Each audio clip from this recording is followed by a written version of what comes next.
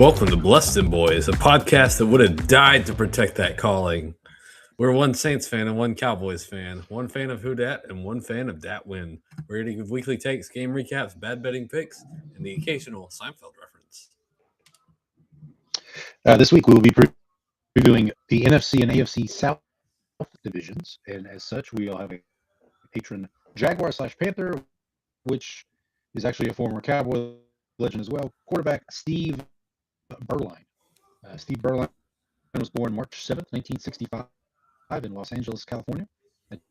Attended Servette High School before playing college football at Notre Dame.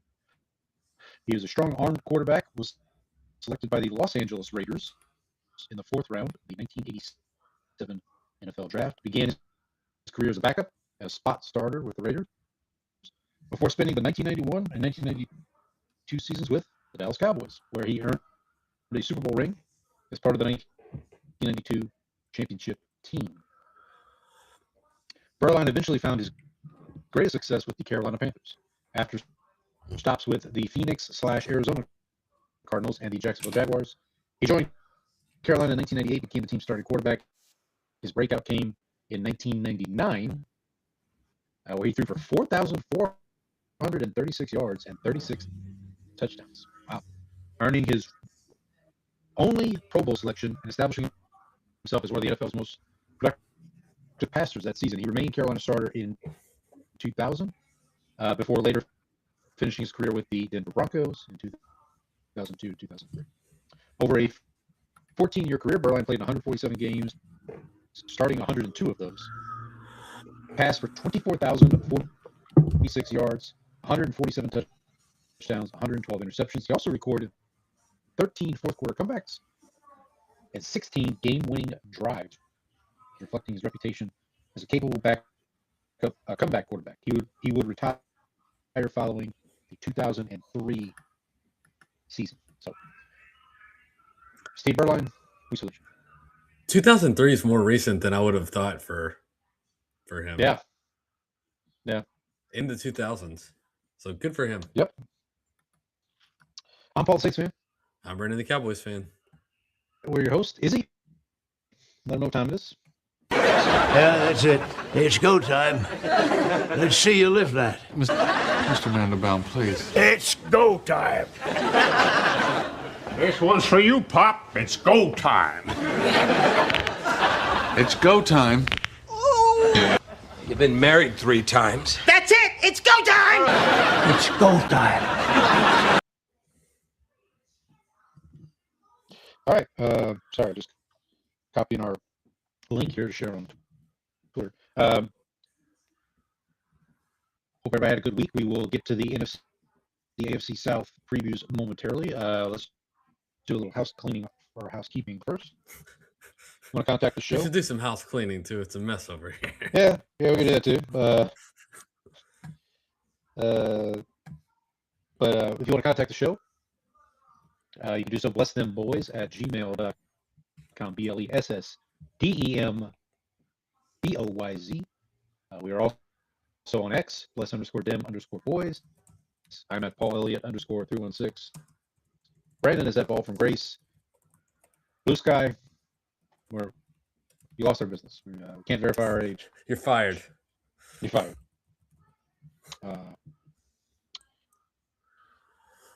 So if you are checking us out here on YouTube Live, which you may not be because I haven't tweeted out the link yet, just give me a second. But if you are, if you found us, welcome.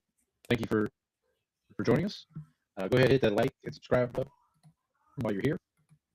If you're checking us out not on YouTube Live, you can do so still on YouTube. We do post our episodes there. You can also check us out on Apple and Spotify. Please leave a rating and review. Tell your friends, tell your enemies, tell the bots. Let me click this link here.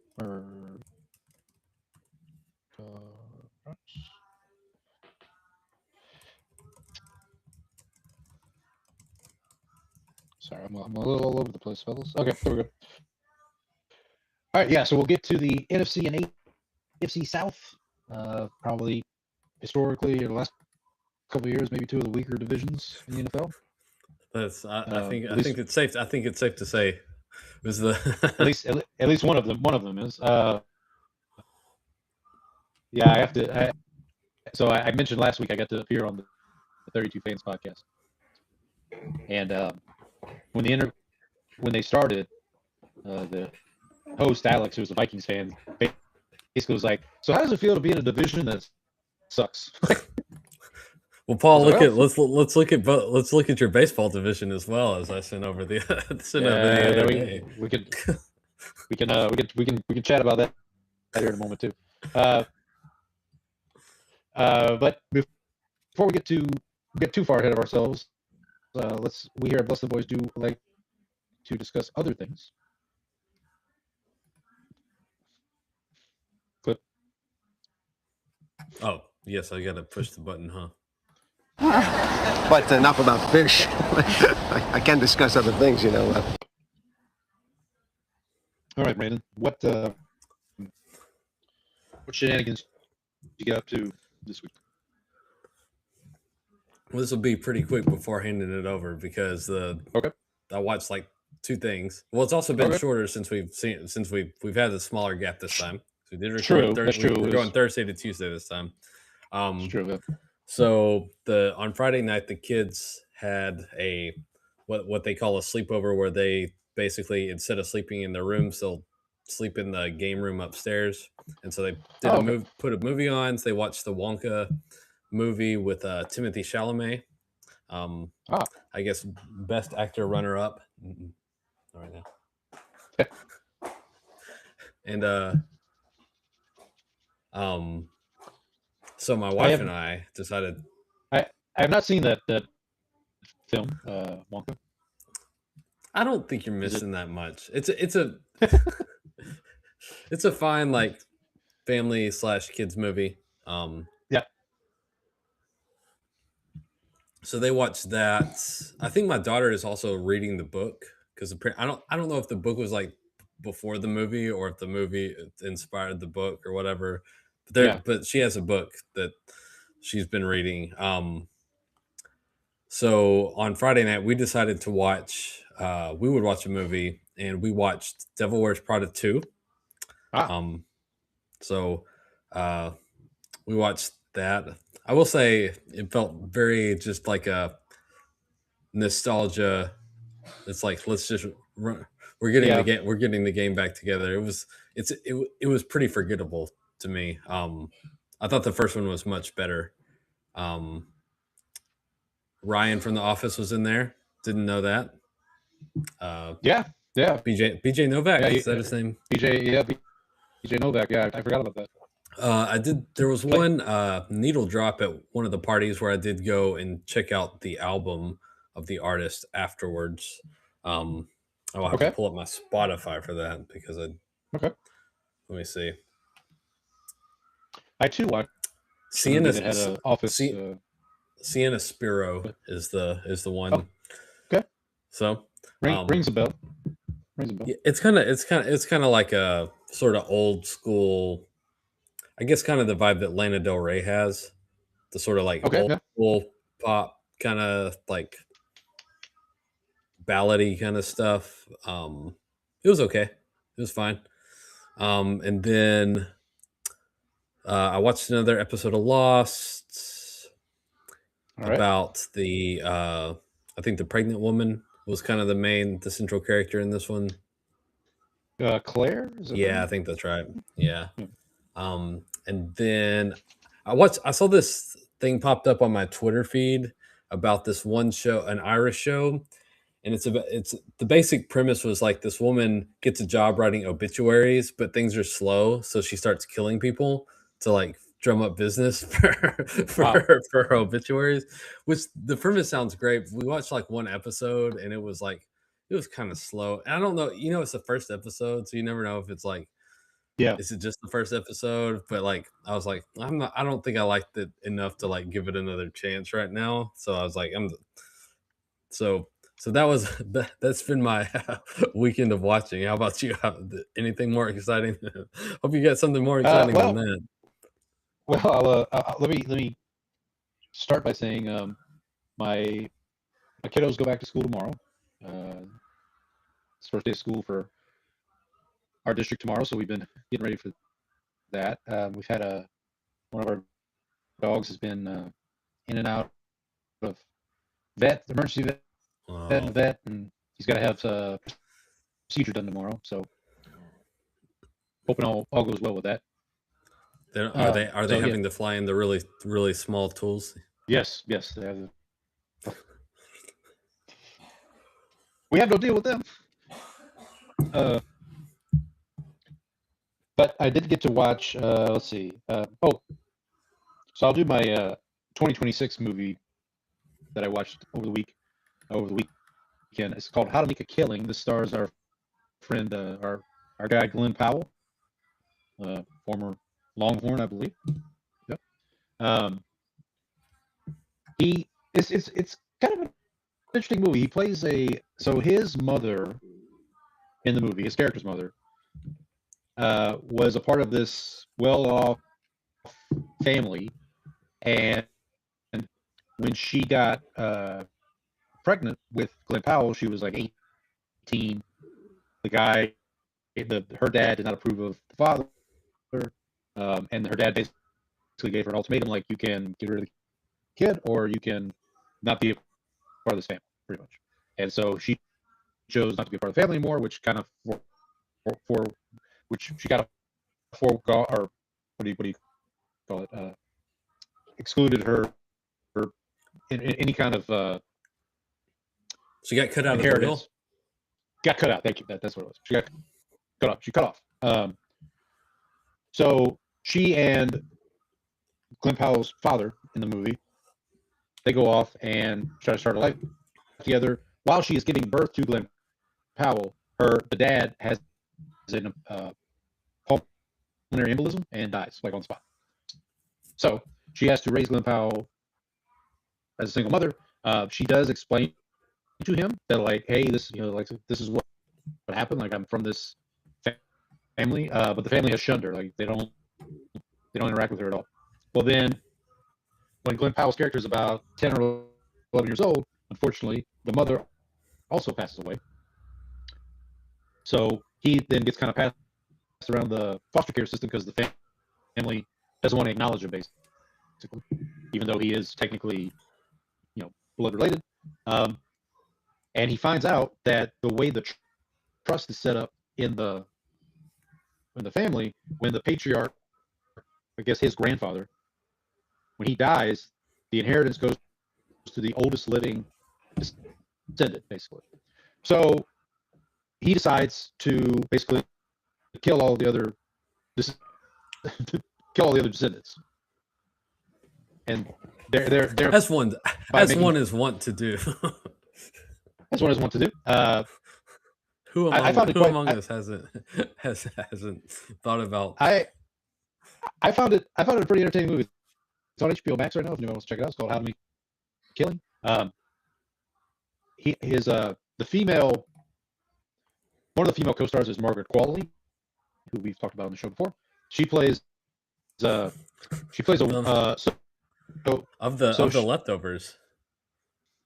Yes. Oh, the Leftovers.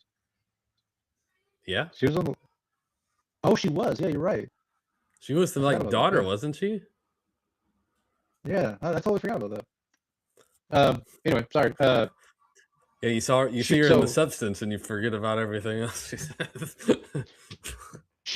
She plays a childhood friend of Glenn Powell that Glenn Powell has feelings for, but basically because he's kind of low class,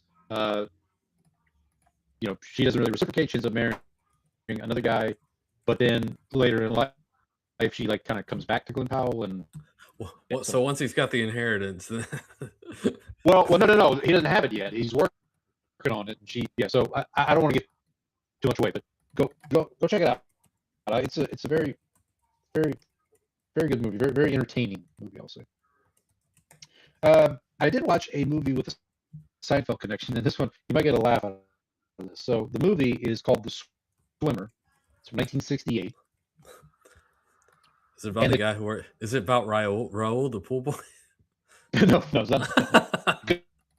Good guess. No, it's so the connection is it is based on a short story by one John Cheever, who you might He wrote some recall letters, I hear. he wrote some letters once upon a time to George's, well, not quite father-in-law, but yeah. So it's this is another interesting movie. So it stars Burt Lancaster, who folks our age may know from Field of Dreams. He played Archibald. What was his name? He was the older guy the older doctor that Kevin Costner finds and brings to the field in Iowa, and he crosses over and he becomes young again.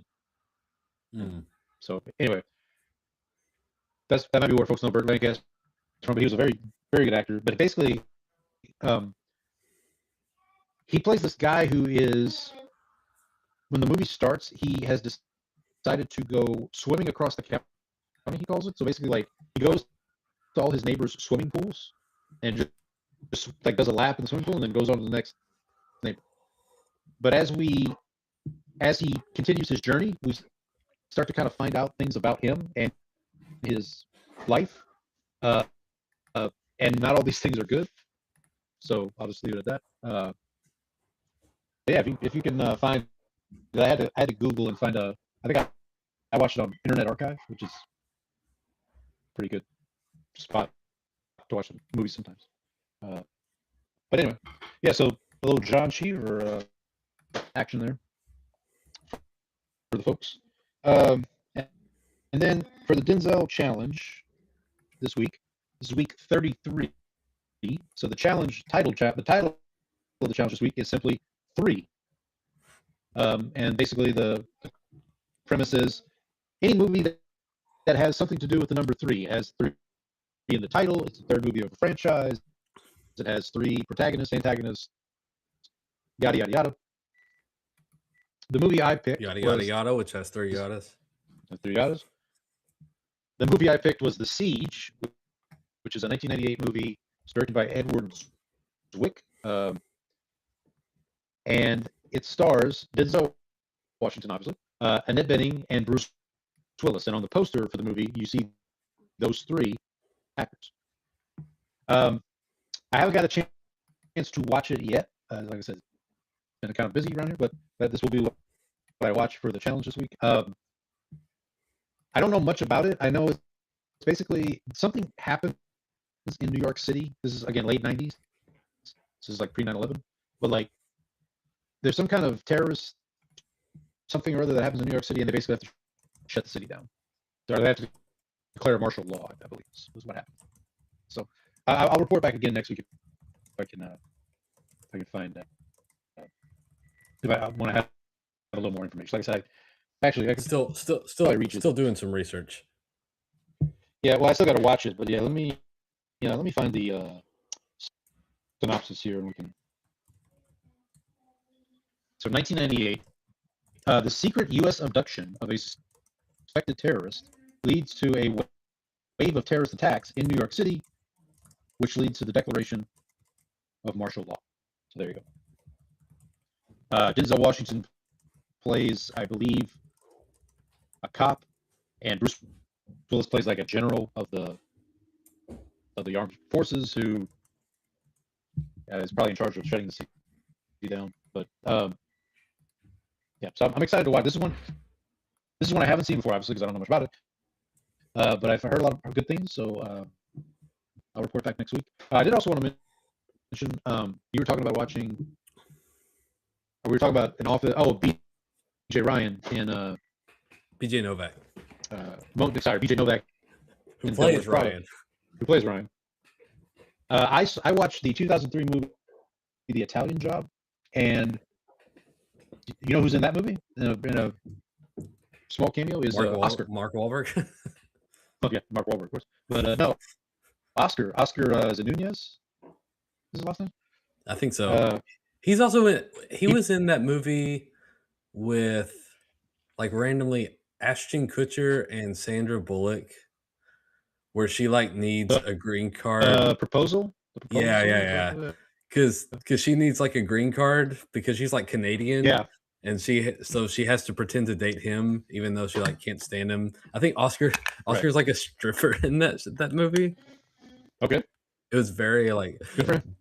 I remember watching that. I'm like, I'm just weirded out right now.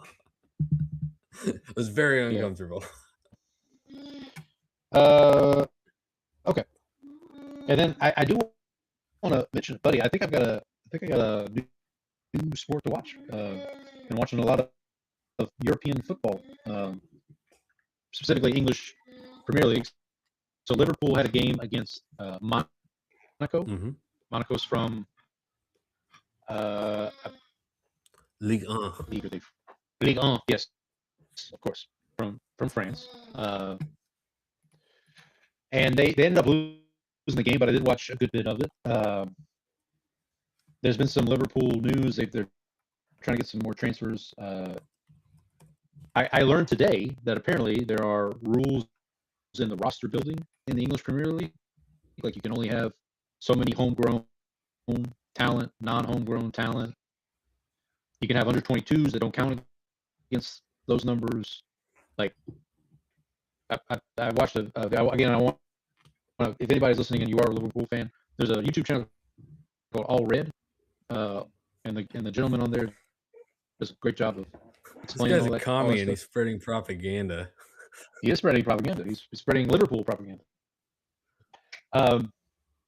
We talked about it last week, but I also found out that apparently I can also root for Southampton and West Ham because they're both in the Champions League or the championship. Is it championship? Championship. Championship. Champions League is a much more that's a different thing. Yeah. Much more prestigious. Okay. So Southampton and Southampton, who are the Saints, and then West Ham United. I actually found out that the championship they kick off their season this weekend. It's because they play 46 games. Yeesh. Yeah. That's a lot of games. A grind. That's a lot of yearning. I should point out that you watched Liverpool play Monaco. One of the Monaco players actually plays for Team USA. The Folarin Balogun, who was the subject of the suspension/overturned suspension. Oh, yeah. So there's. I don't know if he. I mean, obviously it's a friendly, so I don't know if they played. Yeah, it's preseason. Yeah, I do know Liverpool's goalie, who is Becker, I think Alisson Becker, I believe. Yeah, but he's Brazilian, I think, and he wears Alisson on the back of his shirt. Yeah, he actually came back. He had been on hiatus after the World Cup, and so he played. I think he played the whole game, but he played because Liverpool played really well in the first half, and then Monaco just like ran him off the field in the second half, kind of thing.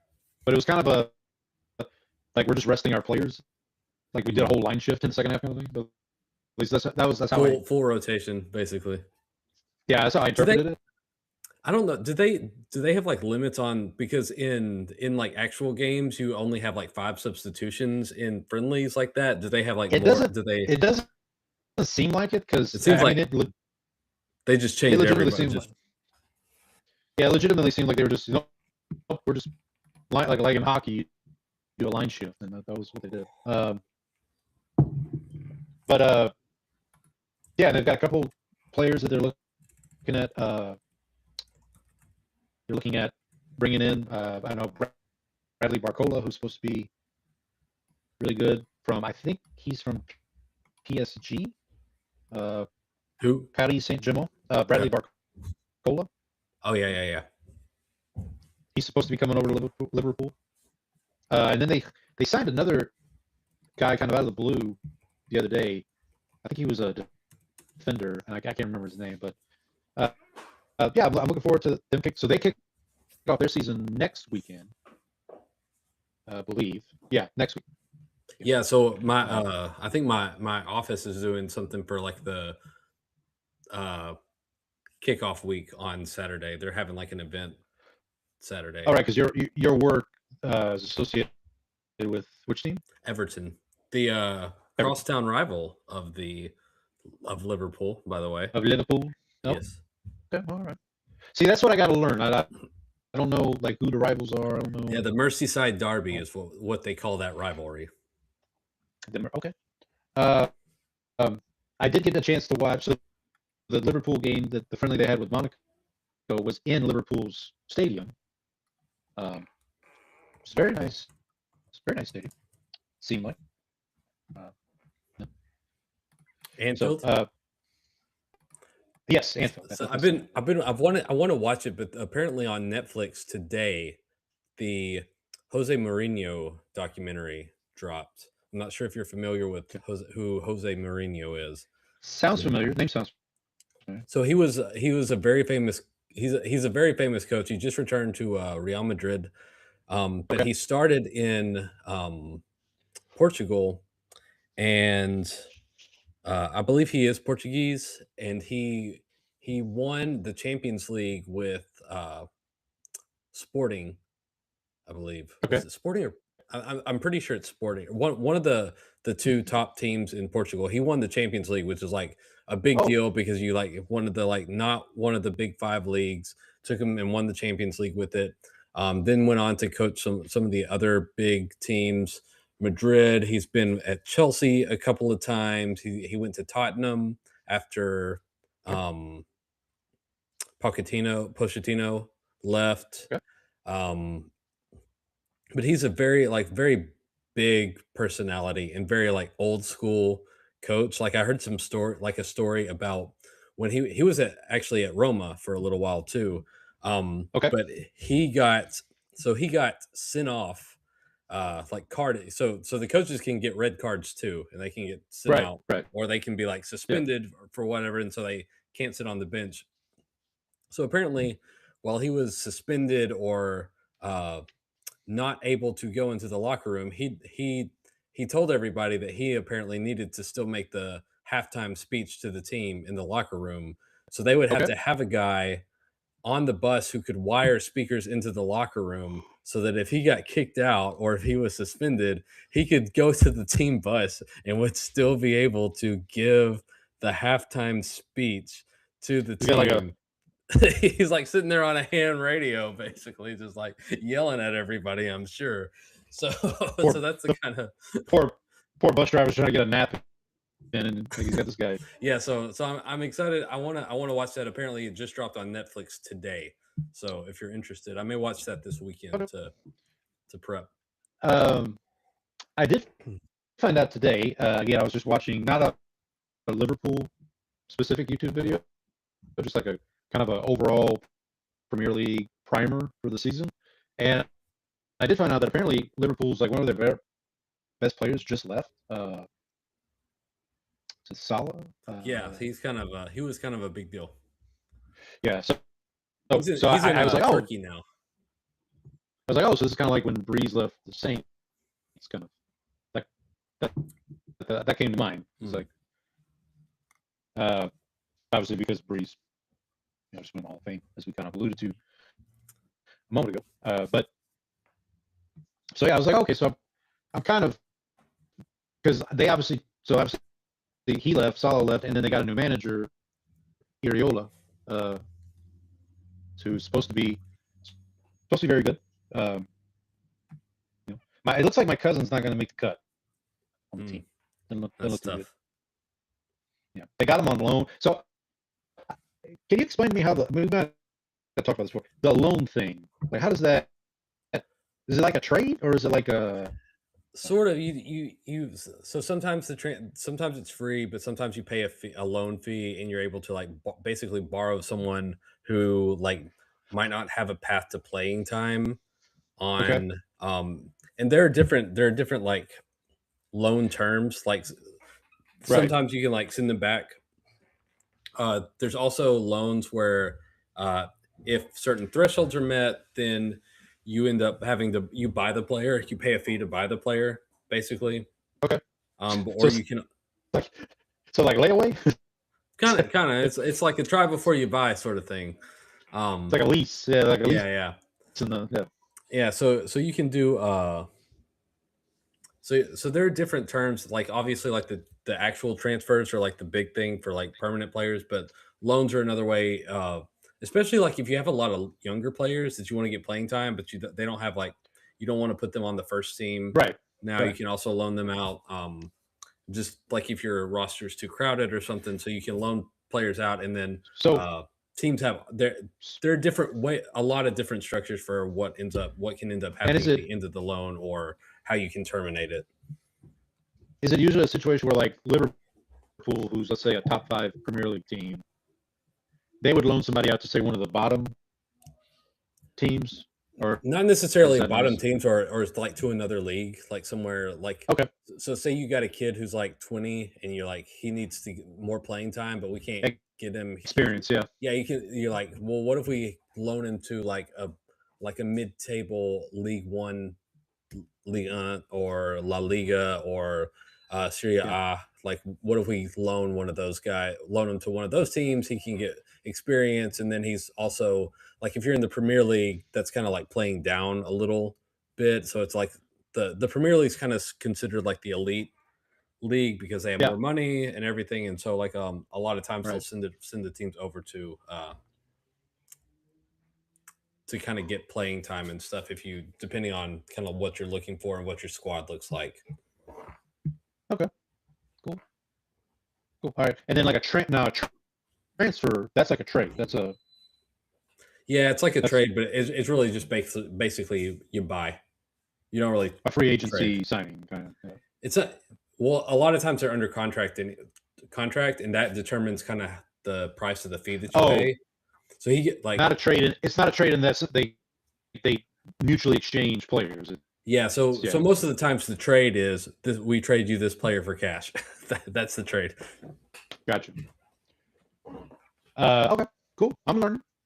I'm figuring it out. I do find it now. I find that this will probably change once American football starts, but now I find like I'll just put European football. Looks like I found out that we have Paramount Plus, and a lot of the games are on Paramount Plus. Mm-hmm. Like that's how I watched. I think West Ham's game the other day, and while I was on there, it's like, oh, you could also watch this Scottish Premier League game. Yeah, so like, oh. yeah, so like Paramount Plus covers like a lot of leagues, and so I think they cover the championship now because they used to be on ESPN Plus. Champions League is on Paramount Plus. Serie A is on Paramount Plus, and so that's what I use to watch them. I also just found out that apparently the women's Serie A, so Serie A Femminile, Okay. is actually available for free in America on the DAZN, DAZN.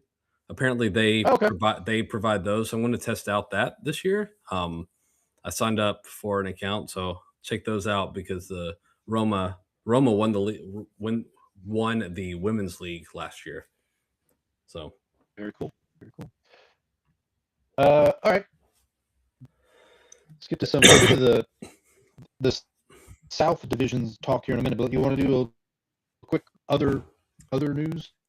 yeah, there was a big update that came out. The Cowboys, instead of waiting to the last second and dragging things out and making things drama filled with one of their star players, they actually agreed to a 3-year extension with Quinnen Williams. So they now have him under contract for 5 seasons. Average annual value for the contract is $30 million, which is about $17 million less per year than what Micah Parsons will cost. Not bad. There's talk that they may be able to free up $13 to $16 million of cap space this year, which could, if you need to sign somebody or trade for a particular player who might be available, who might be fighting with the quarterback on his team, and might be trying to. My favorite part of that story was Crosby's like, he got what he got. See, it seems like he may or may not be trying to force his way out of that situation. He's gonna go and find Marcus Allen's old jersey and start dragging it around. Yeah, or the the Super Bowl trophy over there. The Super Bowl trophy. Right, it's true. Your accomplishments mean nothing. Mr. Was it Mark Davis? your haircut Yeah. is awful. You look like an idiot. Yeah. So Speaking of your Cowboys, I have NFL Network on here, and they're at the joint practices. Cowboys and Rams have a Did you see Justin Barron? no. He had 3 interceptions today. Ooh, A linebacker. 3 interceptions. Linebacker. linebacker. I'm going to start calling him the Terminator if There he you keeps up playing like this. There you go. I will say I wanted to point out that the 2 of the big training camp highlight names that I've heard dropped over the past couple of days were both of our first round picks. I've heard Jordan Tyson getting some buzz. Oh, you're talking about Well, both being used. yeah. So Jordan Tyson and Caleb okay. Downs were the two big names that I've heard. But Yeah, just I was going to talk about Tyson a little more when we get to the Saints with the division preview. But yeah, no, Caleb Downs looks like he's worth every penny. Or, yeah, it seems like it's basically. I mean, you guys didn't pay anything for him. Well, it's the thing. Well, we paid a couple of picks to move up for him, so there was fair a enough. price. But it's just like it's this guy falls so far, and you're like, did y'all what games are you watching over here? Like, Right. did nobody see this? Did nobody hear Nick Saban say this is the best player he ever coached or something like that? I know it's like Nick Saban says that you probably should shut up and listen. Probably. Positional value. They got him playing in the slot too, so like it's not like he's just like sitting back there in this. Well, so again, I'll reference my interview with 32 fans. They asked me. They said because we were talking about the offense. I said something like, "Yeah, we just paid Olave and he's got concussion issues. We drafted a guy with injury issues, number 8." And one of the hosts said, "Well, was Tyson the receiver you want?" I said, "Not really." I said, "I actually wanted Caleb Downs because we could use some defensive help." But I'm happy for you, buddy. Yeah, I'm happy that we got well after the Micah Parsons fiasco. I needed something. maybe at least one of our teams will have a good season. But we'll get to that here in a moment. I'm trying to think if there's any other big NFL news that came out. Well, so Vikings named Kyler Murray. I heard that today. Starting quarterback. So we talked about the Vikings last week, obviously with the NFC North. I don't know what that move means. People are already jumping on they're going to trade J McCarthy thing. For what? Yeah, I just don't know. Like, I mentioned. How desperate do you think a team would have to be to trade for JJ McCarthy? Like, willingly? Well, I mean, so I mentioned an article I read by Jarrett Bailey a couple weeks ago where he had like 61 predictions for this season. One of his predictions was JJ McCarthy would get traded to the Ravens.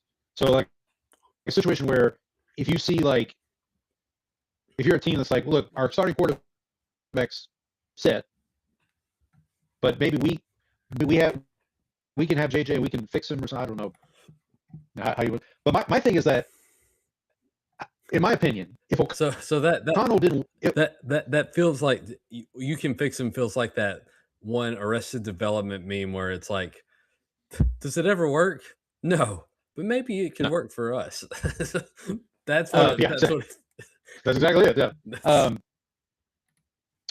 O'Connell, to me, like if O'Connell had given up on McCarthy, he'd be gone by now. That's just my opinion.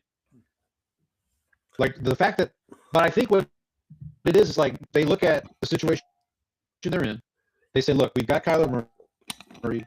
We can maybe parlay this into like a Sam Darnold type, maybe not 14-3, but like, we can do something, give McCarthy another year to kind of get his confidence back, and then we're ready for 2027. But we'll see how it goes. Another NFC North team with some news today. The Bears, Kobe Bryant, their starting safety, is going to be out 4 to 6 months. He just had knee surgery. We talked about this. So they had another one. Like, wasn't there one who was supposed to be out like 8 weeks, and now this guy's? I don't remember, but this just came out today. Kobe Bryant had they hope he could be back for the playoffs. To which somebody replied, quote tweeted and replied, "The Bears are not going to be in the playoffs." It's like, well, we'll see. Well, they needed their defense to kind of, because their defense was so turnover reliant last year that like they basically needed the defense to be not terrible. other Bears news I saw was Luther Burden the third had a injury situation. I think He's supposed to. okay. They said he's supposed to miss the entire preseason, but should be ready. Okay. Should hopefully be ready for the regular season. What that means in terms of like how game ready he is at that point would still remain to be seen. So if you're looking at from a fantasy perspective, that may be a he's push him down a little bit on your he's a draft. he's a big fantasy name going around right now. I think those are the big talking items, non-South related. We'll get to the AFC and South here in a moment. Before we do that, though, I'm going to step aside just for a second. I got to grab a charger for my computer just to make sure my computer doesn't die on us while we're. You see how this looks, right?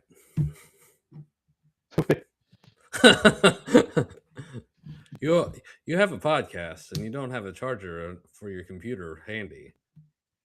You see how this looks, right? Yeah. Big night plan. Those memes, the Robert Pattinson memes this year, man. He's killing it. We got the get these beggars out of somebody get these beggars out of here, and then we got the you see how this looks, right?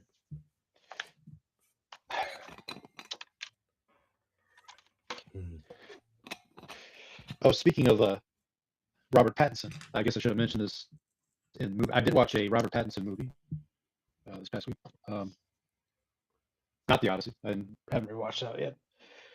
It's a movie from, I think it's one of the first movies he did after the whole Twilight stuff. It's a movie called The Rover. Stars Guy Pearce. Is it about a Red Rover? Is it the Red Rover? No, it's absolutely not. It stars Guy Pearce, who I mentioned a couple weeks ago. We did the Nolan rankings, and I talked about Memento being my favorite Nolan film. Guy Pearce is the star of that movie, but he plays. It's set in like post-apocalyptic Australia. So like apparently there was some kind of economic downturn globally, and this is set in Australia. And basically, Guy Pearce, at the beginning of the film, he's driving along in his car, pulls over to stop and just get some water at a local establishment. And while he's sitting there drinking his water, these three guys in a car like flip their car and you could tell that they're on the run from something. But like as they're on the run, their car flips. They're fine, they survive, but they get out of their car and just go to Guy Pearce's car and just steal it while Guy Pearce is in. And so Guy Pearce is like not pleased about this.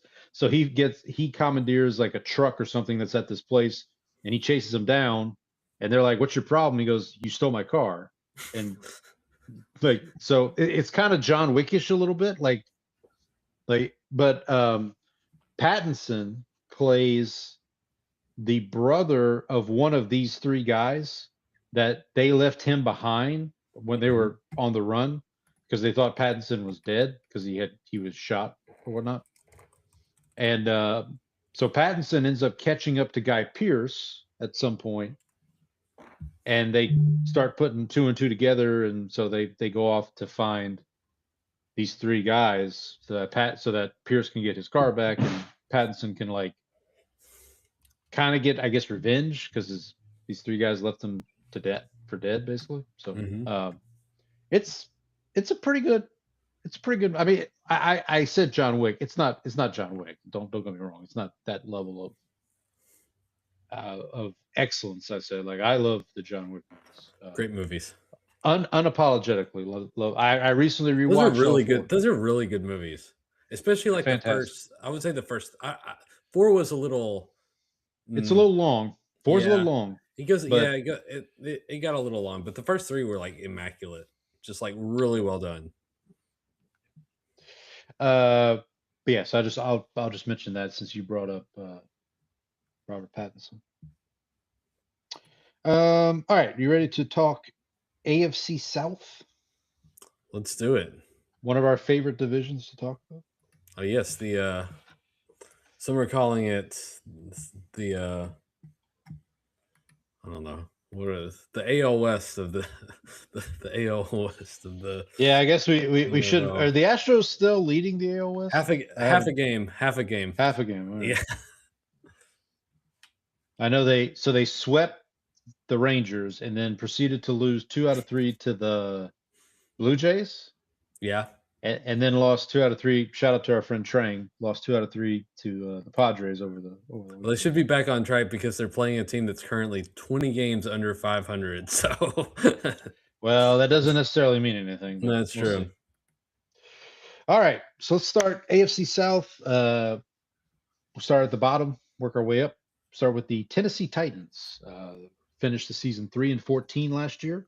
They're over under, and double check me on this number, Brandon. But I have their Well, I over need- under at.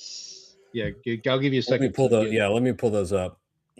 While you're doing that, I'll just let the folks know. Obviously, coaching overhaul at Tennessee. The Bald Brotherhood is intact. They have Robert Saleh as the head coach, Brian Dayball, offensive coordinator, Gus Bradley as a defense coordinator. I got to be honest, on paper, not a bad coaching staff, but we'll see how it translates to the field. Obviously, Cam Ward, number 1 pick last year, coming into his second season under the tutelage now of Brian Dayball. We'll see if he can get the most out of Cam Ward. They also signed as backup options Mitchell Trubisky and Hendon Hooker. Did you see the scrimmage video of Oh, I did not, but we have some He's still- brouhahas going on. Yeah, at Well, I'm talking about the quarterback who is Will Levis still bringing yeah. some levity to the I- situation. I totally forgot. He still got I totally got forgot. it. Still got totally it. Paul. I totally forgot about our guy Will Levis. So just so you know, so 6.5 is the number. A little Okay. juice to the under -115 over -105. I gotta say, there's a lot of folks like I've heard a couple people be like, yeah, Titans might be a under the radar team. Well, I kind of put. So we talked about the Browns last week as being kind of like not a pushover. Like you're not just going to go into Cleveland and get a win. I feel like Tennessee might be that too this year. Like I'm not saying they're going to. They'll be respectable. Competitive. Yeah, I don't think that. Respectable, Yeah, they're gonna. I feel like they will not be like as hard to watch as they were last year. Like they will. There will even if the win total doesn't show it. Like I don't think Yeah. they're going to be like completely incompetent. Like Absolutely. they were last Absolutely. year. I will real quick just to go back to the Browns for a second. I think my favorite NFL coach that's not my own Kellen Moore is Todd Monken. Have you seen some of the quotes that he's had over the last couple of days? I have This guy's- not. This guy's on a heater. He basically was like, I think they asked him about like the end of practice, and he said something like, "Yeah, it was total shit," like or whatever. Like it's like, man, this is my kind of guy. Okay, so some big signings for the Titans this offseason. Wan'Dale Robinson, wide receiver, comes over from the Giants, which makes sense because Brian Dayball. Also Daniel Bellinger, tight end. Brian Dayball. You know my offense was really cooking up there in New York. I should really bring a bunch of people up from that offense down here.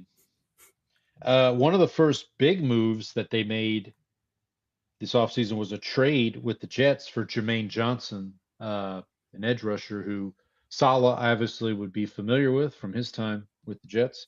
They also signed Jeffrey Simmons, their defensive tackle, to a big extension. They also signed John Franklin Myers from Broncos, I believe, as a defensive lineman. So a couple of and of course Saints legend Alontae Taylor, who they paid him more money than the Saints were ever going to pay him. So good for Alontae. I guess we should point. Does the Quinnen Williams deal surpass the Jeffrey Simmons deal? So I have Jeffrey Simmons' number right here at, give me a second. Yeah, 3 years, 105.8. Includes 100 million guaranteed. What was Quinnen's deal? It was 3 years, 105.9. Oh, so gosh. yeah. So that would explain $1,000, yeah, $100,000. $100,000. And I think his is like 101 guaranteed. So it was like, Well, there you go. yeah, so, He's like, just bump this up a little bit, guys, and we'll which is good because the 101 million in total guaranteed money. But it's funny because like defensive tackles tend to get a little better as they age. Like they have a little bit more longevity than like other positions. So I think getting Quinton Williams locked down for the period of time that they do is a good decision. And I think in a couple of years that contract will look really, really good. You hope so. Couple of departures for the Titans. Brandon Allen, quarterback, he departed. They also lost Kevin Zeitler, offensive guard. Also lost your guy, Tavondre Sweat, former Longhorn, traded him to the Jets as part of the Jermaine Johnson deal. L'Jarius Sneed, who they got from the Chiefs, went back to the Chiefs. So we'll talk about the Chiefs more in a couple weeks, but L'Jarius Sneed now a Chief again, and they lost their punter, Johnny Hecker. Draft-wise, they had probably the biggest surprise of the first round. 4th overall, they went with Carnell Tate. You talk about buzz coming out of training camp, man. A lot of Carnell Tate buzz coming out of Titans training camp. That he looks like the real deal. Yeah, so, I've heard good things. It seems like a lot of good buzz out of So obviously that'll be key for Cam Ward to have that number 1 receiver. At running back, they have who's their running back? What's their running back room look like? Tyjae, I know, is Tyjae Spears still there? Let's see here. Let me pull up 2deep.com. I don't know if Tajay is. I think they brought in. I feel like they brought somebody. They drafted your guy, Tony Pollard. Well, Tony Pollard's still there, but I think they also drafted the kid out of Penn State. Singleton, Nicholas Singleton, yeah. They also have Khalil Mullings, who I believe is from Michigan. This is a second year. He's Mullings it over. Mullings it over, yeah.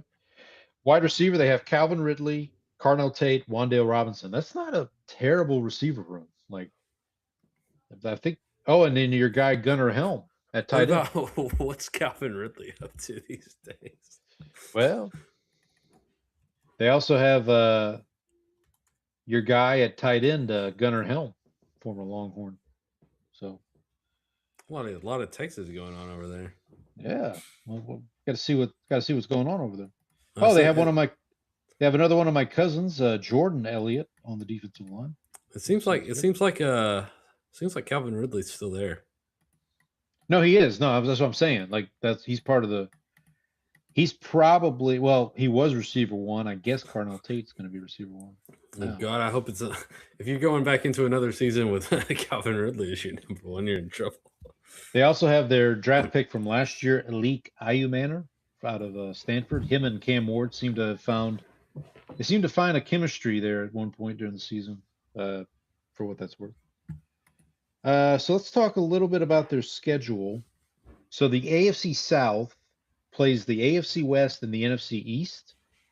The Titans, by virtue of finishing in last place, their 3 extra games are the Raiders, the Jets, and the Lions. So Lions is kind of a tough break, but Raiders and Jets, somebody's got to win some of these games. I mean, obviously they get into a tie, but looking at their schedule here, coming out the box, they have Jets at home, Eagles at home. I think, if I'm not mistaken, and you can correct me if I'm wrong, Brandon, but when the schedule first came out, I said, the Titans might start 2-0. That might just mess around and start 2-0 because 2 home games. Obviously, the Jets, a winnable game. The Eagles, we know they have their problems offensively. We can hope. We can hope. Well, if they start 2-0, they could start 3-0 because then they're playing the Giants. At the Giants, it gets a little tougher after that. At Baltimore, home Houston, at Indianapolis.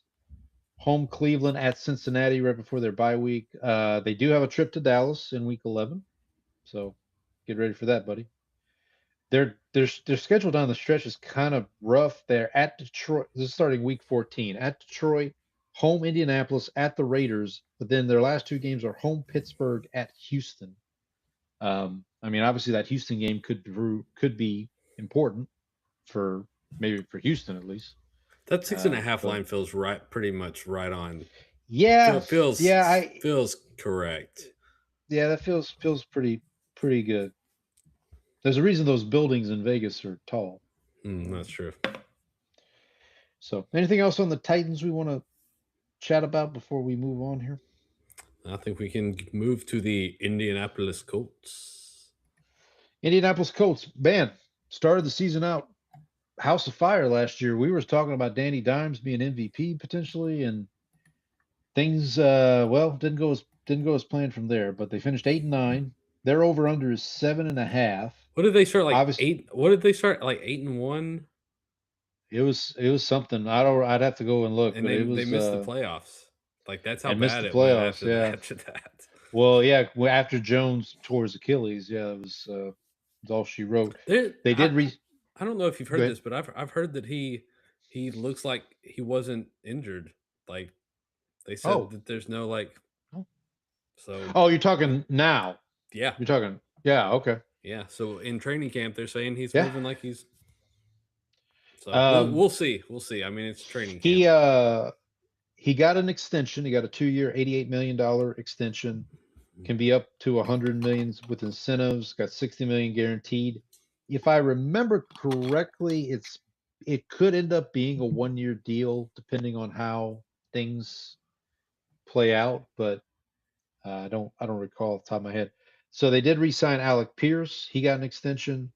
They did trade Michael Pittman. We talked about that last week with the Steelers because he traded Michael Pittman to the Steelers. Laquan Treadwell, Nick Westbrook. Why can I not? Akine, thank you. Yeah. I totally blanked on that name. So receiver group, maybe not too bad. Signed Arden Key as an edge rusher. They acquired Colby Wooden from the Packers. We talked about the Packers last week, trading for Zaire Franklin, the linebacker. And then Saints legend Blake Grupe, the kicker, is back with them on a 1-year deal. So they also lost. I totally forgot Phillip Rivers came back. I forgot about that too. Totally forgot about that. They were trying to cling to that playoff. That's when you know you're desperate. Well, because I tell you what, they weren't going to play Anthony Richardson. I don't know if you've seen his. Buddy, he's get to the back of the line, buddy.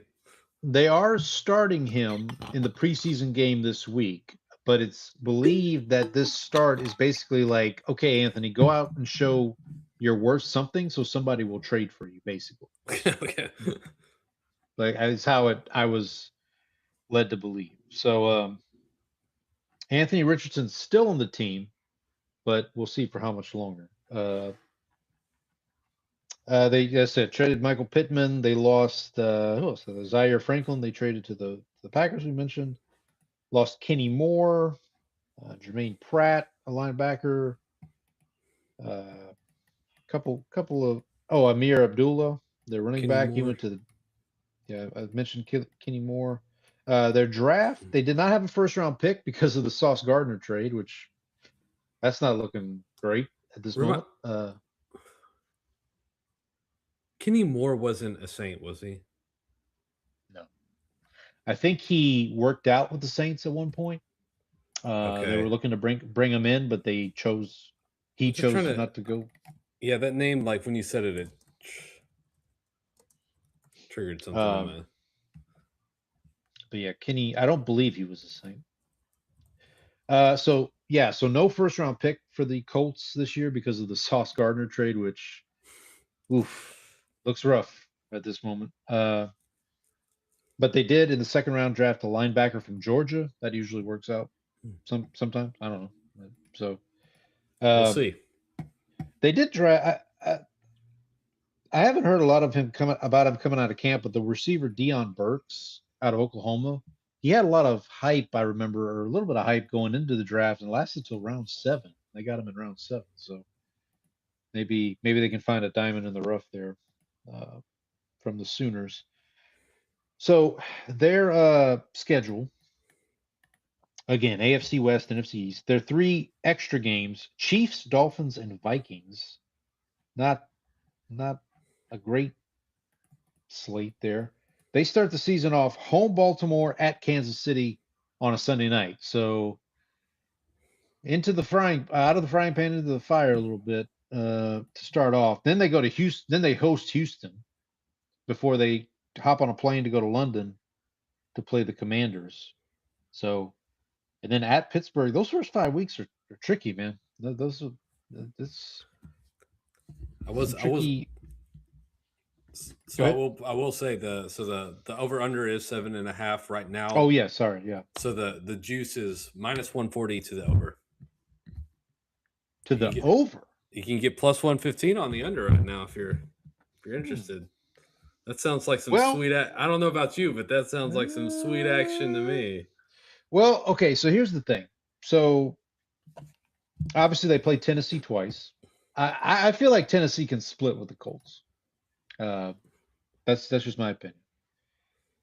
They play the NFC East, so they got Dallas, Washington, the Giants, the Eagles.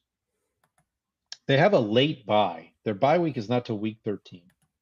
After their bye, they're at Philadelphia, at Tennessee, home Cincinnati, at Cleveland, home Jacksonville for week 18, which that game could end up being significant depending on where both of these teams. We'll talk about Jacksonville here in a moment, but I just don't know. I mean, like the Colts just don't strike me as like I don't want to sound rude or anything, but they just didn't seem like they didn't do a lot this offseason. I mean, they did what they had to do. I mean, they traded Pittman. They brought back Daniel Jones. They did bring back Daniel Jones.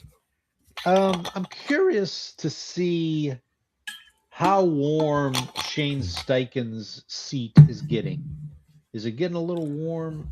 It feels like I think if they aren't able to do this now after because basically the story was Anthony Richardson was so bad that if we can just get competent quarterback play, we should be fine. So they brought in Daniel Jones. Daniel Jones probably played a little over his head the first 9 weeks. So he's probably better than what he showed at like his worst points in New York. But that was probably a little bit too high of a. He was a little close to the sun, let's say. Little bit Icarus-y. So. We'll go with that. Some Greek mythology there. And so if he comes back, so they crashed out. Obviously, they had the injuries. They had a lot of issues last year. If they come back and they're not able to make a playoff push, I don't know what is the level they have to achieve where you don't say, I would say this isn't enough. I would say if to your point, if they miss, like, let's say they miss the playoffs by like a game, then I think you would call that success, obviously, but like you'd be okay with that. Like if I told Colts fans, okay, listen, you're going to be 9-8, 10-7, and you might like barely miss the playoffs. Like maybe that week 18 game against Jacksonville doesn't go your way and you miss the playoffs. You miss out on a wild card spot, or you just missed the last one. You can't win the division. Whatever. Right. So I think Colts fans might be okay with that as long as Jones is. I think a successful season for the Colts is Jones plays the whole season, plays at a level, maybe not to your point, maybe not to where he was last year, but respectable. They just re-signed Jonathan Taylor to a big extension too. We should mention that. Obviously, Tyler Warren was I don't think he was a disappointment last year, but like I think he was a little hindered by the quarterback play after. So once Daniel Jones stopped playing out of his mind and things kind of went downhill, he also kind of like fell off a little bit. So I think he wasn't able to elevate the offense, which he's a tight end, so I don't know that you necessarily kind of expect. Well, I that. mean, if we remember correctly, that draft, there was kind of a surprise that the Bears picked Colston Loveland instead of Tyler Warren. Mhm. And after last season, it looks like the Bears made the right choice because like Loveland had a really good rookie year, and obviously to your point about the quarterback play and all that stuff. But so I'm interested to see how Warren if he bounces back from that. But listen, it's very likely that this team starts 0-3. I mean, home Baltimore at Kansas City, home Houston. Now on the flip side, if you can win two of those games, if you win those two home games and maybe drop the game in Kansas City on a Sunday night, you got to feel pretty good about yourself going through the rest of the season, even if you do have that London trip against the Commanders. I don't think we'll talk about the Commanders next week, but I'm not very high on them, and I don't think you will be either. But we'll see. Maybe I'm wrong. All right, let's move on to the team local to you and I, the Houston Texans. 12-5 last year, lost in the divisional round. C.J. Stroud turned into Jake Delhomme against New England, and daylight coming. He wanted to Delhomme. I have the over/under number I have is 9.5. Is that the number you're seeing?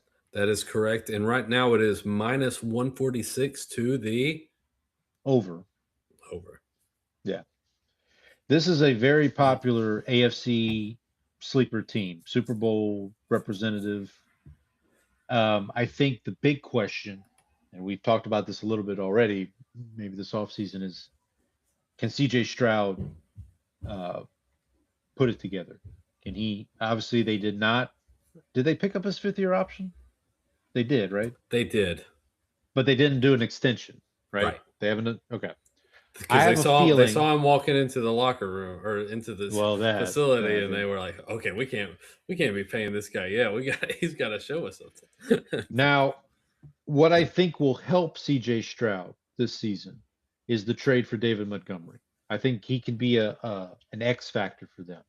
If you have David Montgomery, and if he can rush he doesn't have to even rush for 1,000 yards, honestly. If he can get like 800, 900 yards, you have Woody Marks, who played really well last year.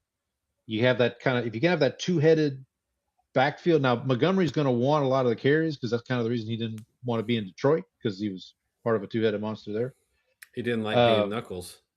He didn't like being Knuckles. Yeah. So, but if he can carry the load, so to speak, and if the Texans are not afraid to run the ball, because it did feel at times where, and listen, another big piece of this is obviously the offensive line. Can the offensive line keep CJ Stroud upright? Can they help in the run game? They did make a couple signings there.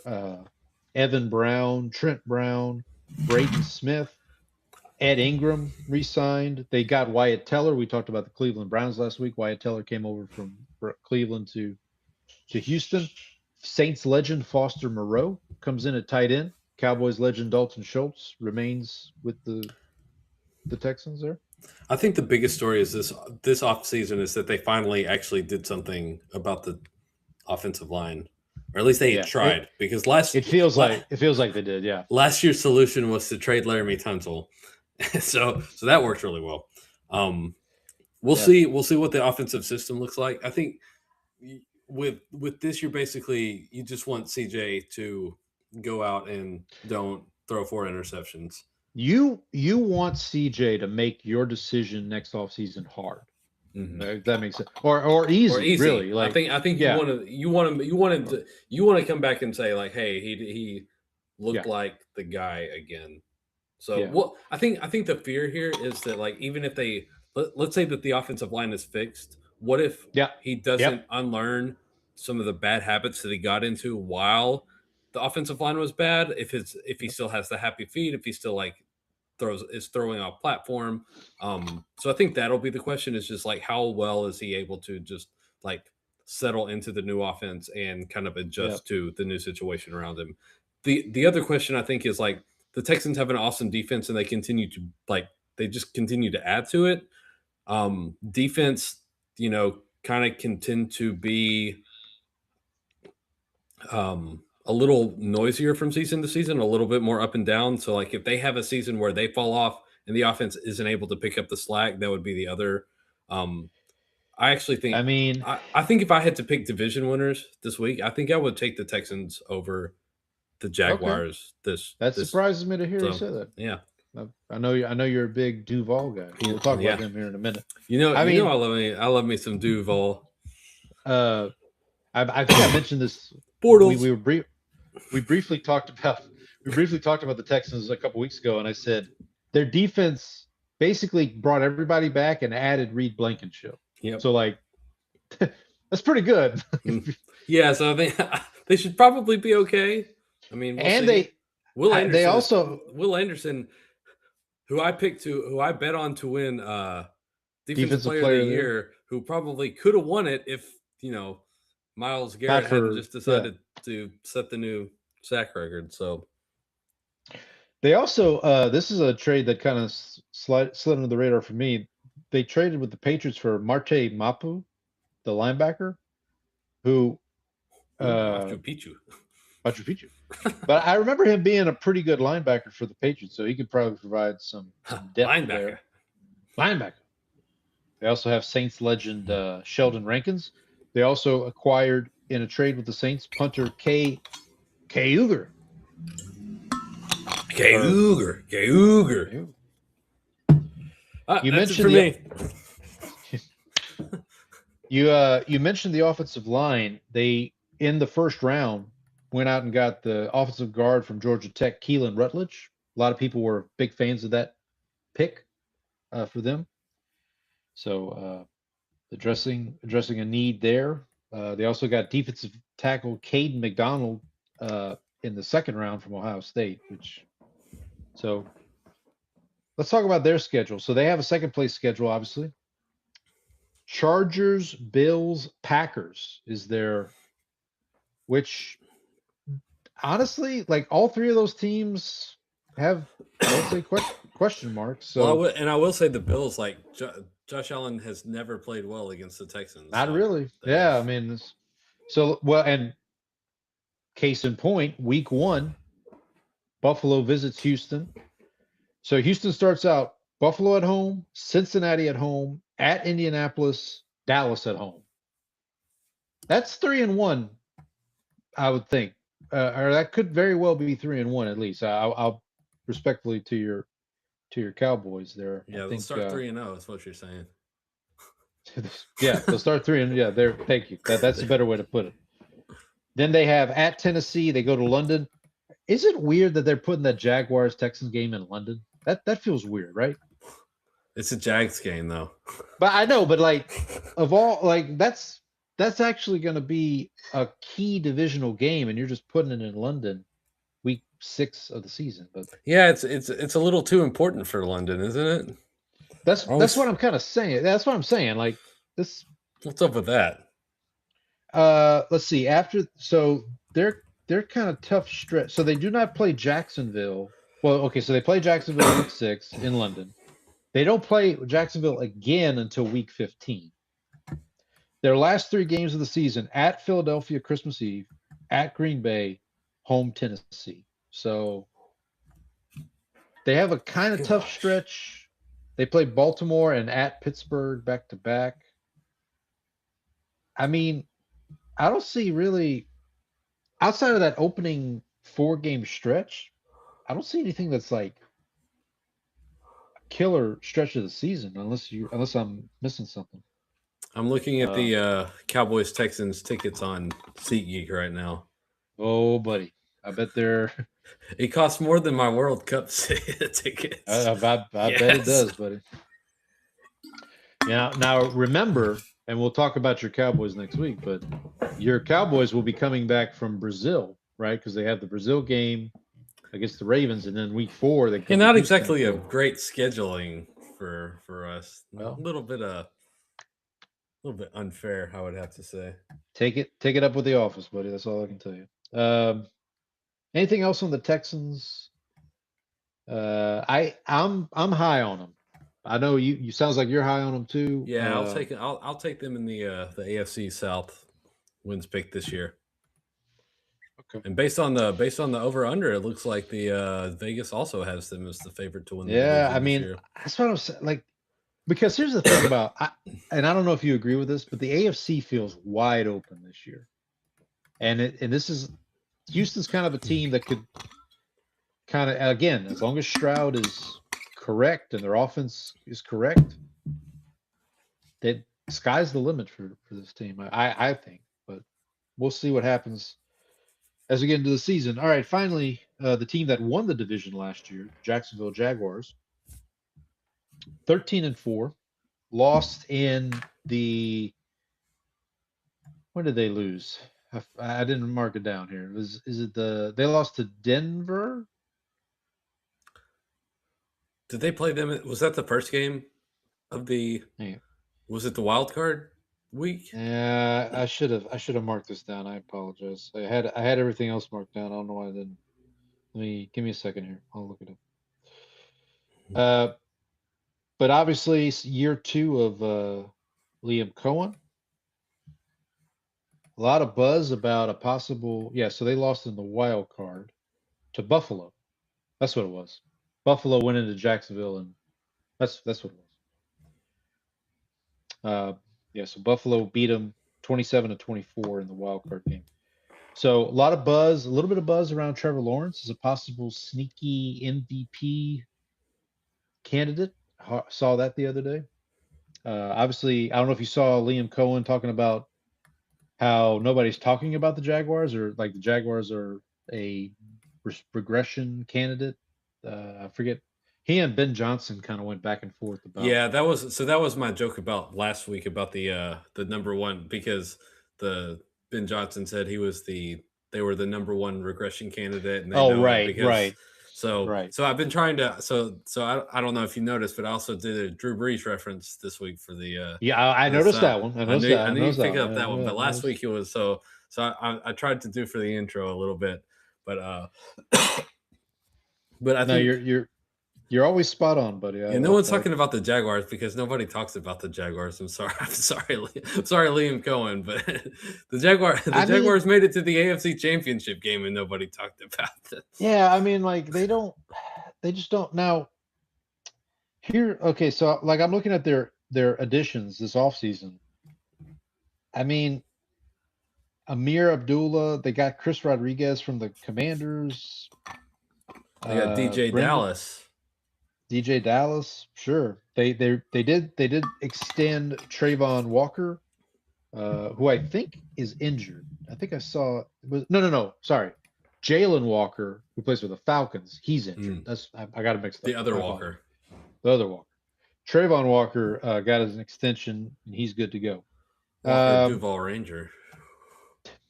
Very good. A notable departure for them is obviously Travis Etienne, who is now a New Orleans Saint. We'll talk more about them in a minute. Devin Lloyd, now a Panther. They also lost Greg Newsome. Tim Patrick is now a Jet. Diami Brown. Is it Diami? Is that how you pronounce it? Diami Brown. Bienvenido a Diami. Party in the city where the heat is on. You know that reference, right? I do know that reference, yes. I know you liked their draft because they picked 2 Texas A&M players to start. That's why they're going. That's why they're going to have a terrible season. We found my unbiased analysis. Their 3rd round pick from Oregon, this guard Emmanuel Pregnon. A lot of buzz. There was a lot of buzz about. Congrats to him if he's pregnant. If he's pregnant, yes, of course. I knew you were gonna. I could just picture. Their schedule, as a result of finishing in first place. So they have the Broncos, the Patriots, and the Bears. It's really interesting to me that the 4 division winners that are most likely to regress all play each other this year. They're all on each other's schedule. I just find that interesting. Looking at the schedule, so they do have the back-to-back London games. Week 5, they play Philadelphia in London. Week 6, they play Houston, as we mentioned a second ago. They're home away from home. Home away from home. Do you know which stadiums they're playing in? Are they both in Wembley or is one at Tottenham? One's in Tottenham. I think I want to say the Texans game's in Wembley and the Eagles game's in Tottenham. But I could have it backwards. Okay. Or both of their games might be in Wembley and the first London game might be in Tottenham. Because there's another London game that doesn't involve the Jaguars. That's week 4, I believe. So, we'd have to fact check that. But so they do have those two, if you want to call it primetime games, because they're like standalone, whatever. So I will say, I meant to say this earlier, but one of the good things is like, we talk about the London early games. One of the good things about European soccer is that like even on Sundays when like there's football hasn't started yet, you can still like flip the game on, and so you can still watch a little bit of it. Yeah, I think it was Southampton's game the other day. That their game started like 10:30 our time, which is pretty good. So, looking at the Jaguars, so they have a Thursday night game, week 9 at Baltimore, Monday night, week 14, home against Pittsburgh. And then they're at Dallas, Sunday Night Football, week 16, unless it gets flexed out. But who knows? That could be a sneaky good week 16 game. Jacksonville at Dallas. So we'll see. We'll see what happens. Sunday Night Football, Jags Cowboys. That's a choice. So So we talked about the 2 London games. Right before the 2 London games, their first 4 games are home Cleveland, at Denver, home Patriots, at Bengals. That's that could be tricky, maybe. We talked about Cleveland last week. Like if they don't come out prepared week 1, Cleveland might mess around. Well, I mean their quarterback situation still stinks, but they maybe catch them by surprise. They play the Titans 2 times in 3 weeks, week 10 and week 12. In between that, they play at the Giants. They play Houston week 15. So they go at Houston, at Dallas, back to back. So 2 Texas games, week 15 and week 16. They finish the season at Indianapolis. I don't know that. When I was doing my picks, I was like, I don't want to get burned by the Jaguars again. So I tried to be respectful to them, but at the same time, like I do think their regression. You don't think lightning will strike twice. I don't think so. If it makes any difference to you, Colin Cowherd today did. The 2 teams from each division he thinks can make the playoffs. And for the South, he had the Texans and the Colts. So if that makes any difference to you. That makes me feel more like the Jaguars will make the playoffs now. That's how it makes me feel. Yeah. Well, speaking of which, as we transition to the NFC South, another team that Colin Cowherd thinks will make the playoffs, which makes me very nervous, is my beloved New Orleans Saints, who finished in last place. It seems like y'all are getting quite a bit of buzz lately. So this was funny too. So on the 32 Fans episode, I mentioned to the guys at the end, I was like, "Yeah, Saints are kind of getting a lot of buzz, like a playoff team," and they were like, "We're not hearing that. Like you must be watching different." I was like, "Are you guys not on ESPN? Like it seems like every clip I see about the Saints is like, oh yeah, they're a sleeper team. Mina Kimes picked them to win the South. The Athletic Football Show. So the Athletic Football Show did this, did kind of an episode about teams that we can't figure out, and one of them was the Saints, and so one of them was the Saints, and it's like one of the guys was like, I think we're all starting to get a little bit too in on the Saints. Yeah. It's like maybe we should I agree, and I'm saying this is the Saints. My thought. So the guys on 32 Fans asked me, they're like, "What does?" I said, "I think that they could sneak up and surprise people, but like this isn't like a Super Bowl team. Like let's pump the brakes a little bit. I do think the division helps them, being that there's problems at the other three spots. The other teams as suck. Let's just get. I mean, we'll talk about it as we go along. I don't think we need to candy coat it. Here's what. Well, let's start here. Saints finished 6-11 last year. They did play well down the stretch. Over under, the number I have is 7.5. Is that what you got? Let me see. New Orleans Saints. We are at 7.5. Yeah. Minus 120 on the over. Plus 100 if you want to take the under. I feel like, I was talking about this with the guys on 32 Fans. That number feels right. 7.5 feels right. I think I could see them. Here's the tricky thing with the Saints is they're kind of a boom or bust. Like Greg Rosenthal was on Saints Block Party podcast, and he kind of looked at it as like, yeah, if everything clicks right and they stay healthy, which they haven't done in training camp, we'll talk about that in a second.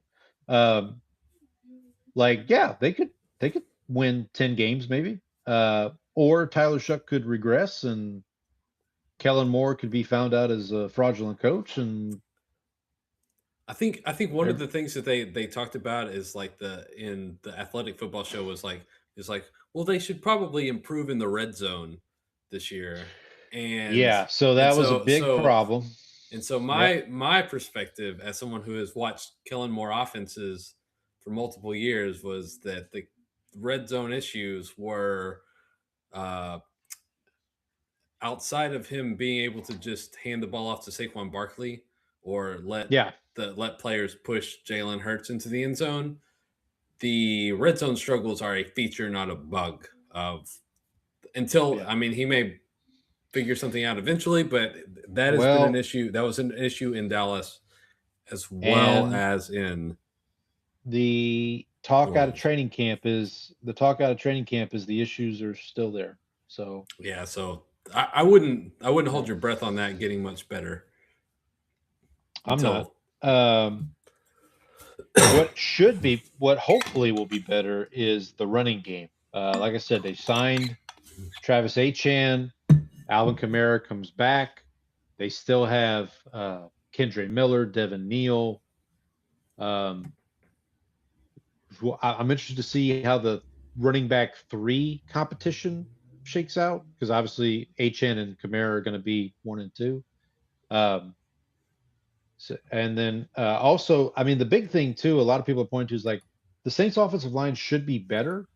They brought in David Edwards from the Bills. They have your guy, Kelvin Banks, left tackle, Talise Fuwanga at right tackle. They seem like they're ready to take the next step and be kind of bookend tackles moving forward. The real problem is our center, Eric McCoy, is a great center when he's healthy, but he's never healthy.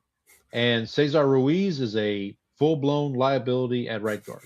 And I have no idea why he's still on the team. So that's always fun. Well, with all due respect. And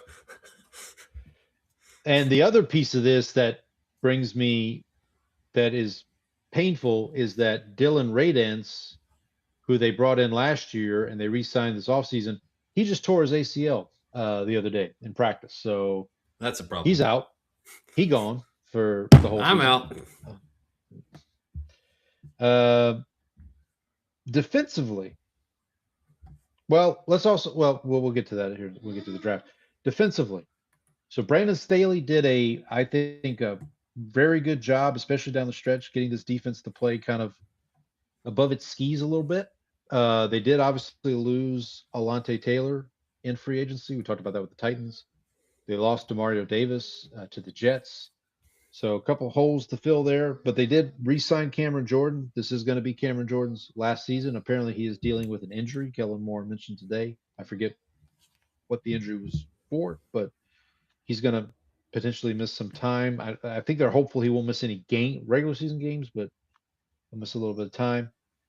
They did acquire in a trade Tyree Wilson from the Raiders, who, as I mentioned to the 32 fans guys, I said, look, when they signed Chase Young, everybody was like, why are the Saints signing Chase Young? This is stupid. And last year, Chase Young was the best player on the field on their defense. So I'm not saying that's going to happen with Tyree Wilson, but who knows? They also signed Anthony Jennings from Patriots as an edge. They did bring back John Ridgeway, which do y'all call him? Do y'all call him Penny Jennings? I don't. Maybe they do. I don't.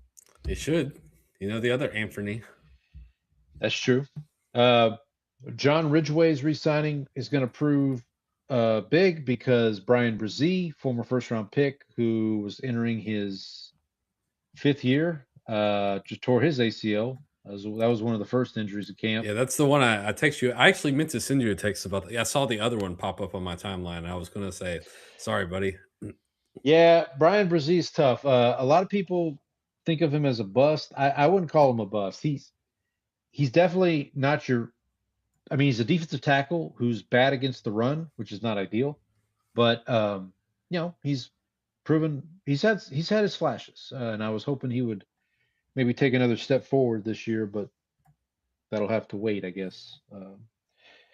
They brought back Caden Ellis at linebacker from the Falcons, who's probably going to – you can't really replace Demario Davis with one player. I know that's a cliche thing to say, but you really can't. Demario was – I dare say he was a Drew Brees-like factor on the defense. Like, he had that kind of leadership, well-respected in the locker room.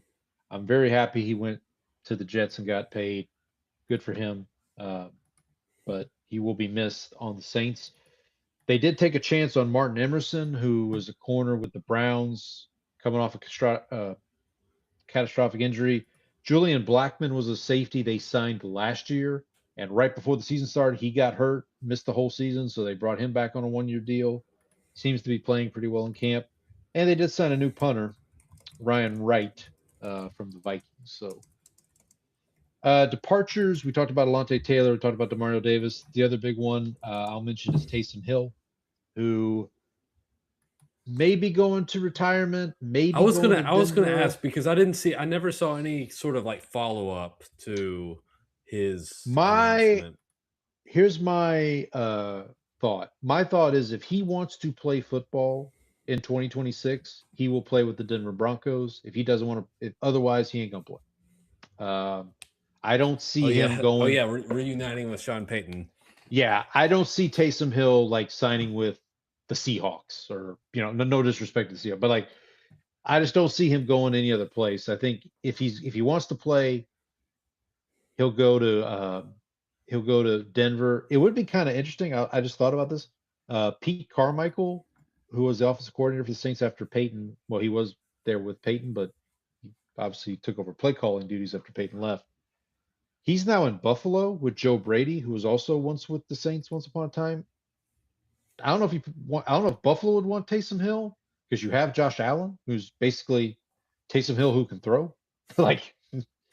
So wow, I can't believe you would insult Taysom Hill's passing ability. Well, no disrespect, but I mean, listen, Taysom Hill is one of only like 4 players in league history to have 1,000 passing, 1,000 receiving, and 1,000 rushing yards. So what do I know? I hope he does. I hope he does well, whatever he decides to do. Draft wise, we mentioned this a little bit earlier, but Jordan Tyson, Christian Miller, Oscar Delp. I'm excited about Oscar Delp. Right now, he's tight end number 3 behind Juwan Johnson and Noah Fant, who they've also brought in Noah Fant this offseason. Your guy, or you're hoping that he's fantastic. Yes, I hope that he's fantastic. 2 receivers that they drafted in later rounds. One is the younger brother of your guy, Trey Lance, Bryce Lance, who's looked pretty good in camp. But also North Dakota State. Went to his brother's alma mater. But the guy that's kind of stood out in camp, has been kind of the camp darling, is Barian Brown out of LSU, who they drafted as kind of a kick returner. But it sounds like he could probably fill the Ted Ginn role of years gone by. He's kind of like a gadget, just get the ball in his hands and let him use his like Ted 4.3 Ginn. speed. Those were the Yeah. days. Those were the days. But yeah, so kind of the gadget play guy. But we'll see. I'm interested to see how he looks in the offseason. They also drafted the brother of Sonny Styles, Lorenzo Styles Jr. Cloudy Styles, as we Cloudy Styles. He's looked pretty good in camp as well. Couple clips. I will mention, I've been meaning to text you this, but I'm glad I haven't, so I can spring this on you now.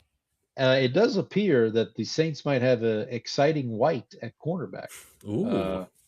They got a guy named Jaden Price, who's like a third-year player, again out of North Dakota State, ironically, who A lot of white folks up there. yeah, of course, who apparently has been playing pretty well this training camp. So I think there's a lot of optimism for the Saints, but I'm with you and I'm with the Athletic. Like all these people who are saying that they're a sleeper team, just go back to sleep on them. Just like let's not do this. Let's not do this right now. The other Saints draft to win pick the division. The other draft pick I will mention is Jeremiah Wright, the offensive guard out of Auburn. I mentioned Cesar Ruiz's issues. Jeremiah Wright looked like he was playing pretty well in camp, but he had a shoulder injury last week that sidelined him. I think he's back and okay now, but the hope is that somebody can take this job out of Cesar Ruiz's hands eventually. So all due respect to Cesar Ruiz, he just became a father for the first time. So maybe that happy for him. Maybe that'll wake him up. I'm happy for him, but we need to figure something out there. Saints schedule. So they play the NFC South this year, plays both Norths. So they play the NFC North and the AFC North. Saints, by virtue of their last place finish, get the Cardinals, Giants, and Raiders in addition. So pretty good slate there. Their first 7 games before their bye week. They have an early, I guess, kind of in the meaty part of the curve, week 8 bye week. So they're at Detroit, at Baltimore. So they get 2 tough ones early. Come back home, play the Raiders. Monday Night Football, their only primetime game of the year, is Monday Night Football week 4 against the Falcons. This will be the 20-year anniversary of the Dome coming after Hurricane Katrina. So that'll be exciting to watch. I'm sure they'll have a ceremony for probably Steve Gleason will be there, as he was 20 years ago.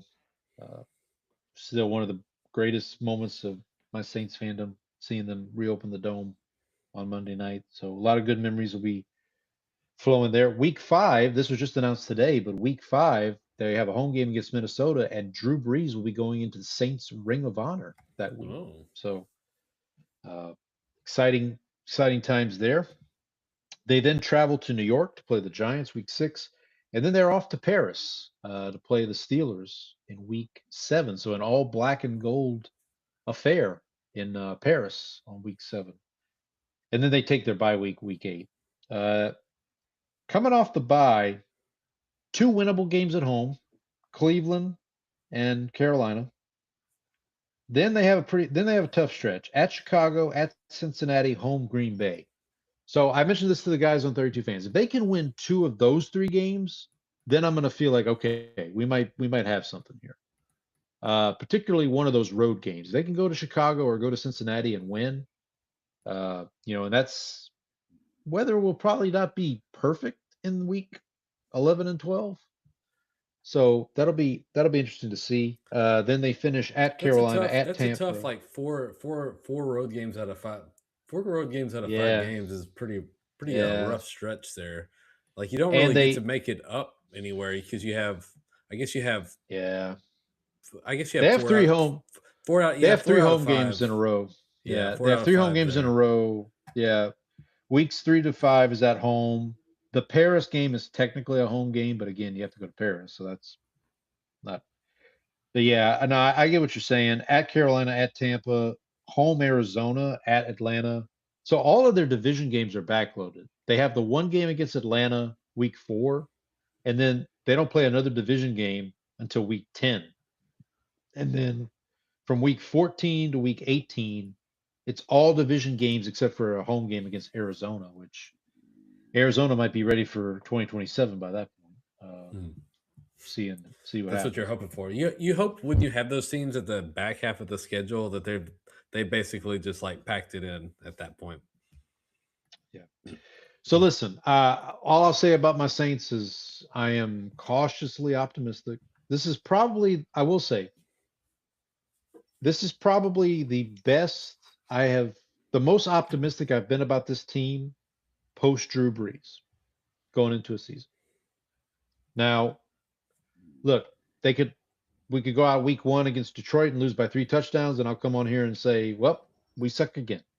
But until that point, onward and upward.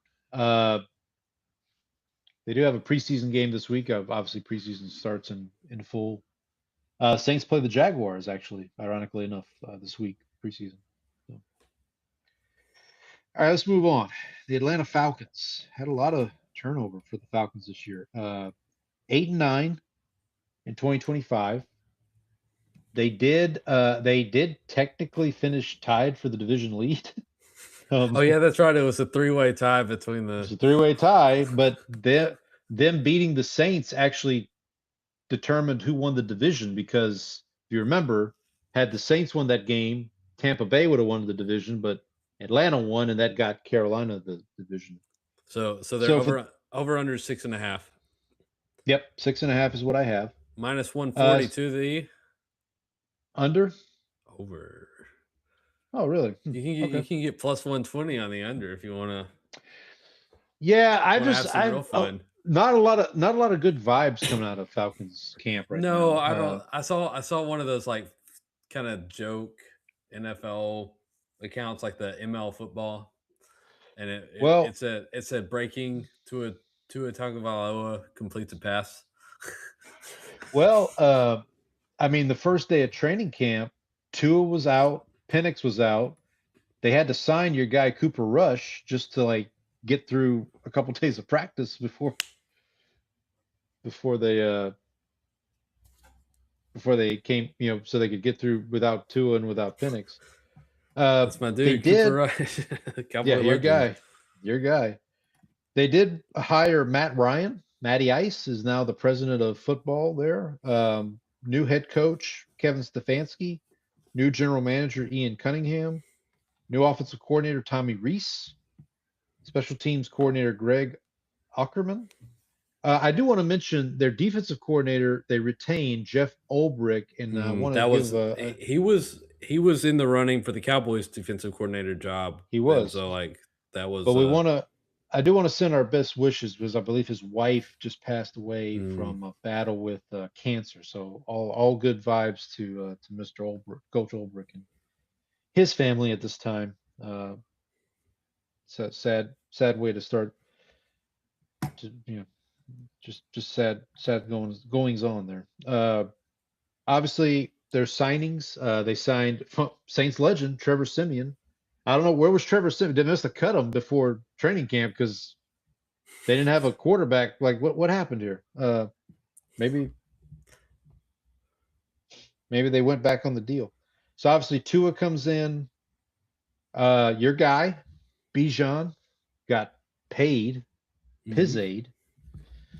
And for about 3 days was the highest paid running back in NFL history. And then Jahmyr Gibbs got his new deal. So they did also bring in Bijan's cousin, Brian Robinson, from the Washington Commanders. They got Drake London's. I wanted to point out that Brian Robinson signing with the Falcons is going to cause untold chaos in fantasy football. Yeah, buddy. You better be careful clicking on B. Robinson, running back, Atlanta Falcons. That's going to be a problem. Yeah, shout out. Yeah, we know we've got fantasy drafts going on right now, so careful selecting out there, boys and girls. Drake London got his extension. Kyle Pitts got an extension. Obviously, I don't think the problem is playmakers on this team. They've got several playmakers. The problem might be who's delivering the ball to them. I will say, who do you I think will will win? Who do you think wins the competition? I think it's going to be Tua. But I will say we talked about this on the show. When they hired Stefanski, I was like, man, I kind of hate that they hired, because Stefanski's a good coach. I mean, he's two-time coach of the year. You know, we'll see. I mean, we'll see how he does in Atlanta. I don't think Tua is the long-term solution for them. I think ideally, Penix would come back healthy and win the competition and just win it outright from Tua. Don't see that happening.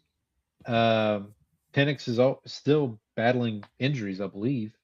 Well, so is Tua, but I mean, Tua's at least out there practicing. The defense, as we mentioned, they brought back Coach Olbrich to run the defense. Their big, I guess, addition on defense, Sidney Brown from the Eagles. They acquired him. Mason Smith, the defensive lineman they got from the Jaguars. I mentioned earlier Jalen Walker, their former first-round pick. He tore his ACL as well, and he's out for the season. That happened last week, I believe, or the week before. They lost Caden Ellis, as we talked about, to the Saints. They lost Tyler Algier to the Cardinals. Kirk Cousins is now Fernando Mendoza's mentor in Vegas, getting in fights with Max Crosby. David Onyemata is now with the Jets. What's Onyemata with you? The Falcons did not have a first-round pick thanks to the James Pierce trade, which that looks wonderful at this point. Do we have an update on his situation right now? I think he is. I don't want to use the term in the clear, but I don't think he is. I don't think he's going to see any jail time. Jail time. I mean, the league could still. Did she retract charges or something? I believe that's the story. Which, speaking of a similar situation, I should mention the Saints. I don't know if you saw this, buddy, but the Saints do you know the Saints brought in for a tryout today? Was it Terrion Arnold? Yep. Well, anytime you can add somebody who knows how to really take someone out of the play, which that will tell you the state of the Saints secondary, right there. That they brought in Terrion Arnold, who is he still facing? He's still facing. Oh, charges, I haven't seen anything about his charges going away. Okay, because now somebody did mention that Terrion Arnold was at Alabama, was a college teammate of Kool-Aid McKinstry, so there is a bit of a synergy there, I guess. So I don't know. I don't want to see. I'd hate to see him sign him, but who knows? We'll see what happens. Falcons also in their draft, they did draft AJ Terrell's younger brother Avion from Clemson. Mm-hmm. They also brought in LSU linebacker Harold Perkins, who a lot of people thought of maybe as a steal in round 6 there. Their schedule, there are 3 additional games: 49ers, Commanders, Chiefs. They get, this is kind of weird. Week 3 at Green Bay, Thursday night. Week 4 at New Orleans, Monday night. Week 5, home Baltimore, Sunday night. So they go Thursday night, Monday night, Sunday night. Who decided the Falcons should have that many primetime games? That is odd. That is their only primetime games, is those 3 in a row. Oh, well, I guess they do have a Week 9 game in Spain. The game in Spain is played mostly on the plane. Mainly on the plane. Mainly on the plane. They'll be playing the Cincinnati Bengals. That'll be a home game for them. Then they come back and have an actual home game at against Kansas City, Week 10. They finish out at Minnesota, home Detroit, at Cleveland, at Washington, home Tampa, home New Orleans, at Carolina after their bye week, Week 11. They do have the Bears and 49ers back-to-back weeks. Both of those games are at home, week 6 and 7. I just don't. I'm interested. Their week 1 game interests me because they're going to be at Pittsburgh, and those are both teams. It's like talk about can't figure out. That's going to be like the two teams that you can't really figure out at this point. I mean, we talked about Pittsburgh last week, but Falcons. Don't know. I don't know. Don't know what to think about them. Like I said, they got playmakers. We'll see if they can find somebody to get the balls of those playmakers. Plus 120 on the under -6.5 feels pretty tempting. I gotta say. But here's the thing: the Falcons are that kind of team that'll screw this up for you right at the end. Of course they will. They'll be at like 5 wins going into look week at those 16. last 3 games. It's it's the division. That division. I'm saying. You can't trust anybody in there. That's what I'm saying. They'll be at like 5 wins going into the last 3 weeks, and then they'll run off 2 out of 3, and then you're screwed. Okay, let's move on to the team that finished technically in second place, but again, also 8 and 9. That was the Tampa Bay Buccaneers. The number I have over under is 8.5. What do you got, buddy? That is correct. -150 on the under. Yeah. Lot of stuff going on in Tampa right now, and not all of it good. I'll say that. It just didn't seem like they did much. Didn't do a lot. I know they lost Mike Evans, but that feels like a non-item given that he basically didn't play last year and is very old. Yeah. Well, here's what they did, or here's what they didn't do. They did not fire Todd Bowles, which a lot of people were kind of surprised by that. They did move on from offensive. I don't even remember who their offensive coordinator was last year, but they brought in Zach Robinson from the Rams, I believe, or with the Falcons. He was with the Falcons last year. But he was formerly, wasn't he with the? He was with the Rams. Then went to the Falcons, and now is in Tampa Bay. Yeah, because him and Raheem Morris were kind of a pair deal from so he will be the offensive coordinator. This is Baker Mayfield's third offensive coordinator in 3 years because he had Cohen and then whoever they had last year, and now Zach Robinson. They did bring in Kenneth Gainwell from the Eagles or from Steelers, I think. I think it was with Steelers, because he was originally with the Eagles and then went to Pittsburgh. Now is in Tampa. They re-signed Cade Otton, who's a big target for Baker Mayfield over the last couple of years. They signed Saints legend Al-Qadim Muhammad, who is still in the league after being drafted. The guy was drafted in 2017. He was part of that 2017 draft class with the Saints, and he's still kicking around. Also part of that draft class, I believe, was Alex Anzalone, who is now also a Tampa Bay Buccaneer. They did lose, buddy. We jinxed Teddy Bridgewater. I don't know if you saw that. Yep. We were talking about him last week, and this week he announced his retirement. Listen, all seriousness, all the best to Teddy, man. I low key one of the better Saints in history. Had that great 5-week stretch where they went 5-0 when Breeze was hurt in 2019. I have nothing but love for Teddy Bridgewater.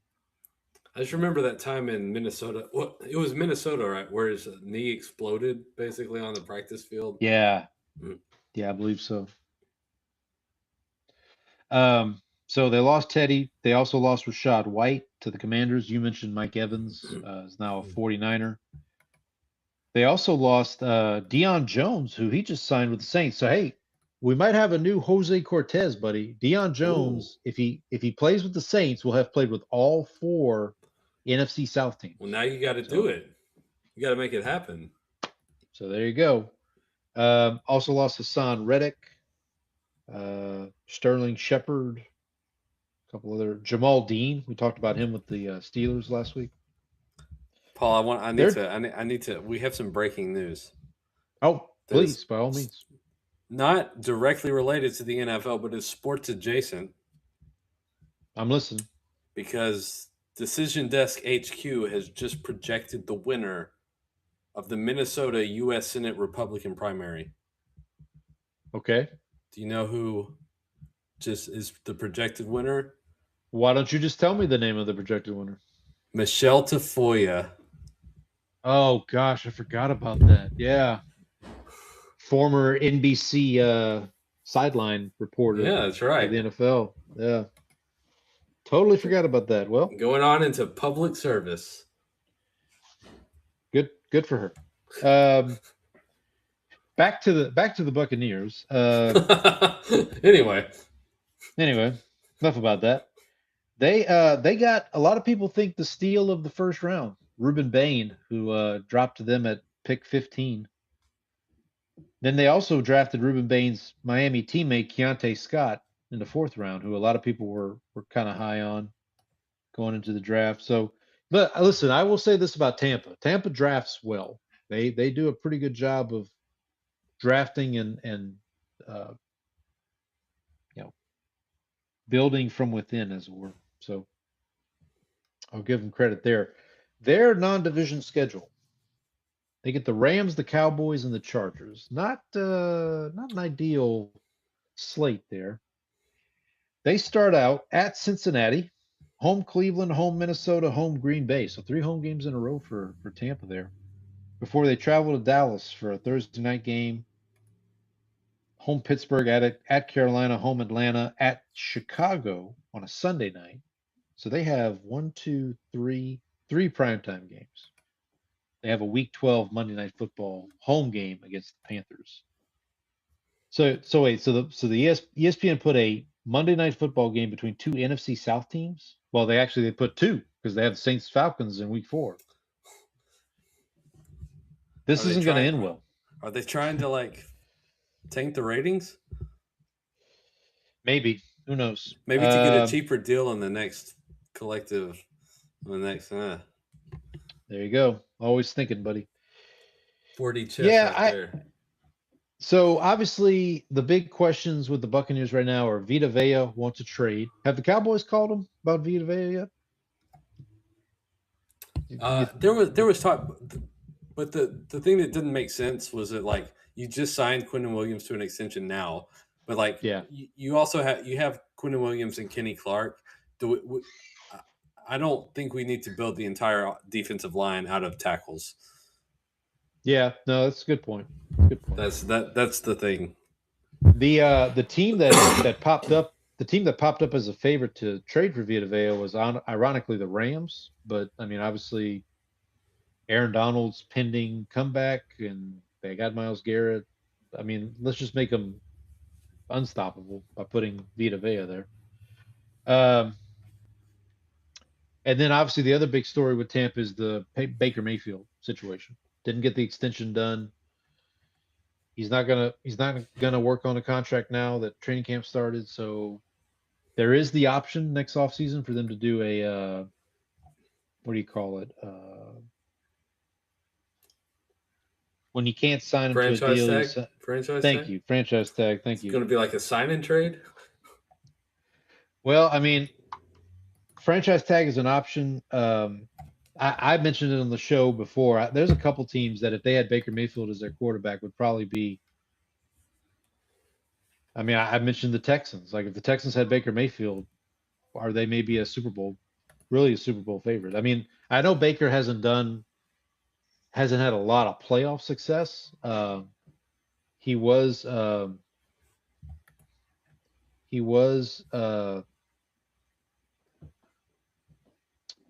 obviously really good.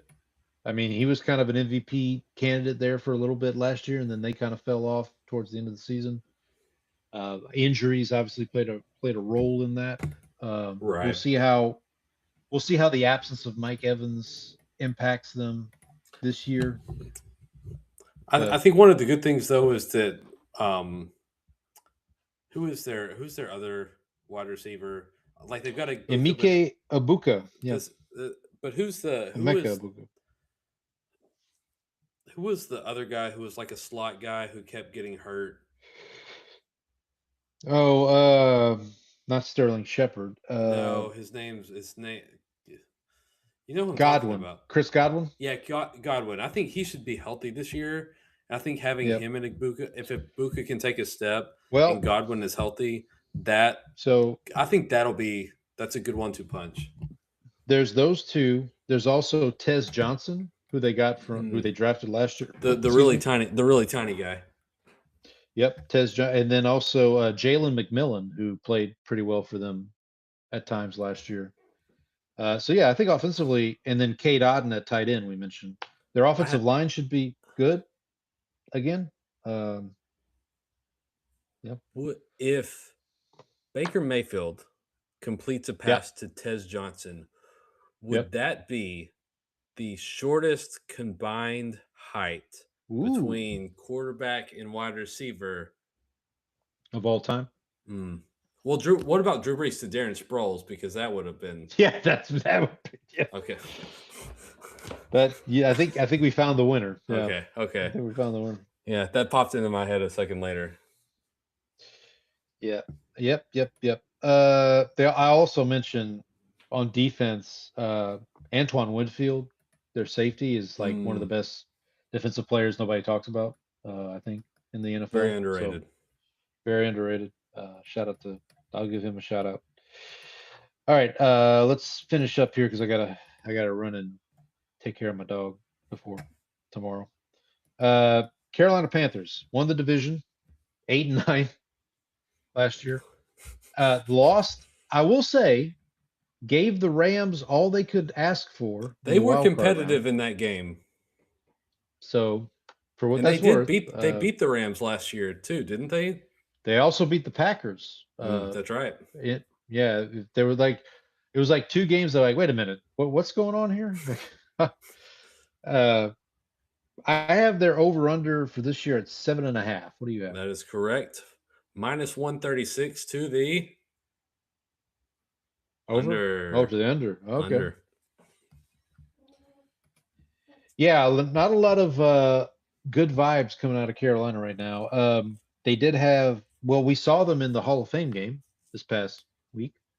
Kenny Pickett there, Haynes King.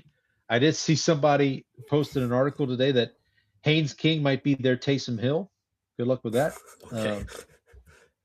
So I will say Haynes King actually was ripping it, and he was. I'll give him. Yeah. I will also say shout out to Haynes King, Longview High School. Go Lobos. Yeah, that's right. East Texas boy. East Texas guy. Yeah. Now, here's what I'll say for the Panthers. They did kind of stock up on the defense. Devin Lloyd, Jalen Phillips, Isaiah Simmons. There was another. Who else did they sign? Those kind of maybe it was just those guys. But like their defense should be pretty good. They have a highly touted defensive coordinator whose name escapes me at the moment. Was on the top of a lot of coaching lists going into last season or going into this offseason. They did lose Andy Dalton. Shout out to patron saint Cowboy legend Andy Dalton. He's now, unfortunately, buddy, he's a Philadelphia Eagle. I don't know if you know that, but yeah. They also lost your guy Rico Dowdle to the Steelers. By the way, it looks like Rico Dowdle. Looks like Rico Dowdle's going to be running back 1 in Pittsburgh. There we go, baby. Very, very likely from what I hear. They also lost Cade Mays to the Lions. The center who is now injured for Detroit. He had a wrist injury pop up this week. He might miss some time. They had a decent draft as well, did the Panthers. Got Monroe Freeling from Georgia, offensive lineman. Lee Hunter, defensive tackle out of Texas Tech. So Chris Brazzell, who's a receiver out of Tennessee. Brazzle dazzle. Here's the problem with the Panthers. Here's a big problem with the Panthers. Is it that they got their quarterback is really small and might not. that is a problem, but also their schedule. They have a first place schedule. So they get the Seahawks, the Eagles, and the Broncos. Now, Eagles and Broncos, maybe not, but you got to play the Seahawks. So here's their schedule. They have a week 5 bye.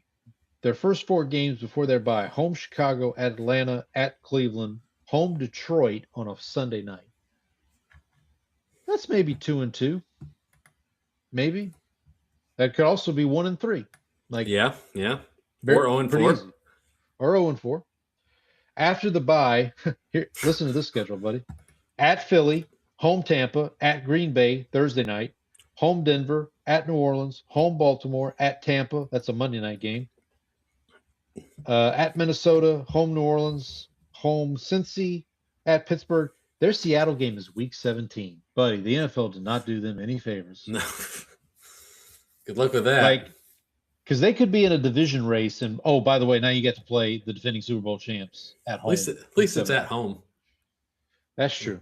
You got Seattle flying across the country. They do end the season home against Atlanta. So Colin Cowherd, I mentioned he picked 2 teams from each division to make the playoffs. His 2 from the NFC South were the Saints and the Panthers. I don't see the Panthers. I mean, listen, I'm going back to why I think the Saints have a chance. I don't feel good about any team in this division. Like, there's no team in this division that I feel like 100% all the way with, all these teams have flaws and blemishes, I'll say. Yeah. Like, It's like it's the meme, right? It's like everybody's looking at each other as like, at least I'm not the loser in this division. yeah. I do think for this division as a whole, like, if one team can kind of get off to a good start, like a 3-1 start, they might just cruise to the division, honestly.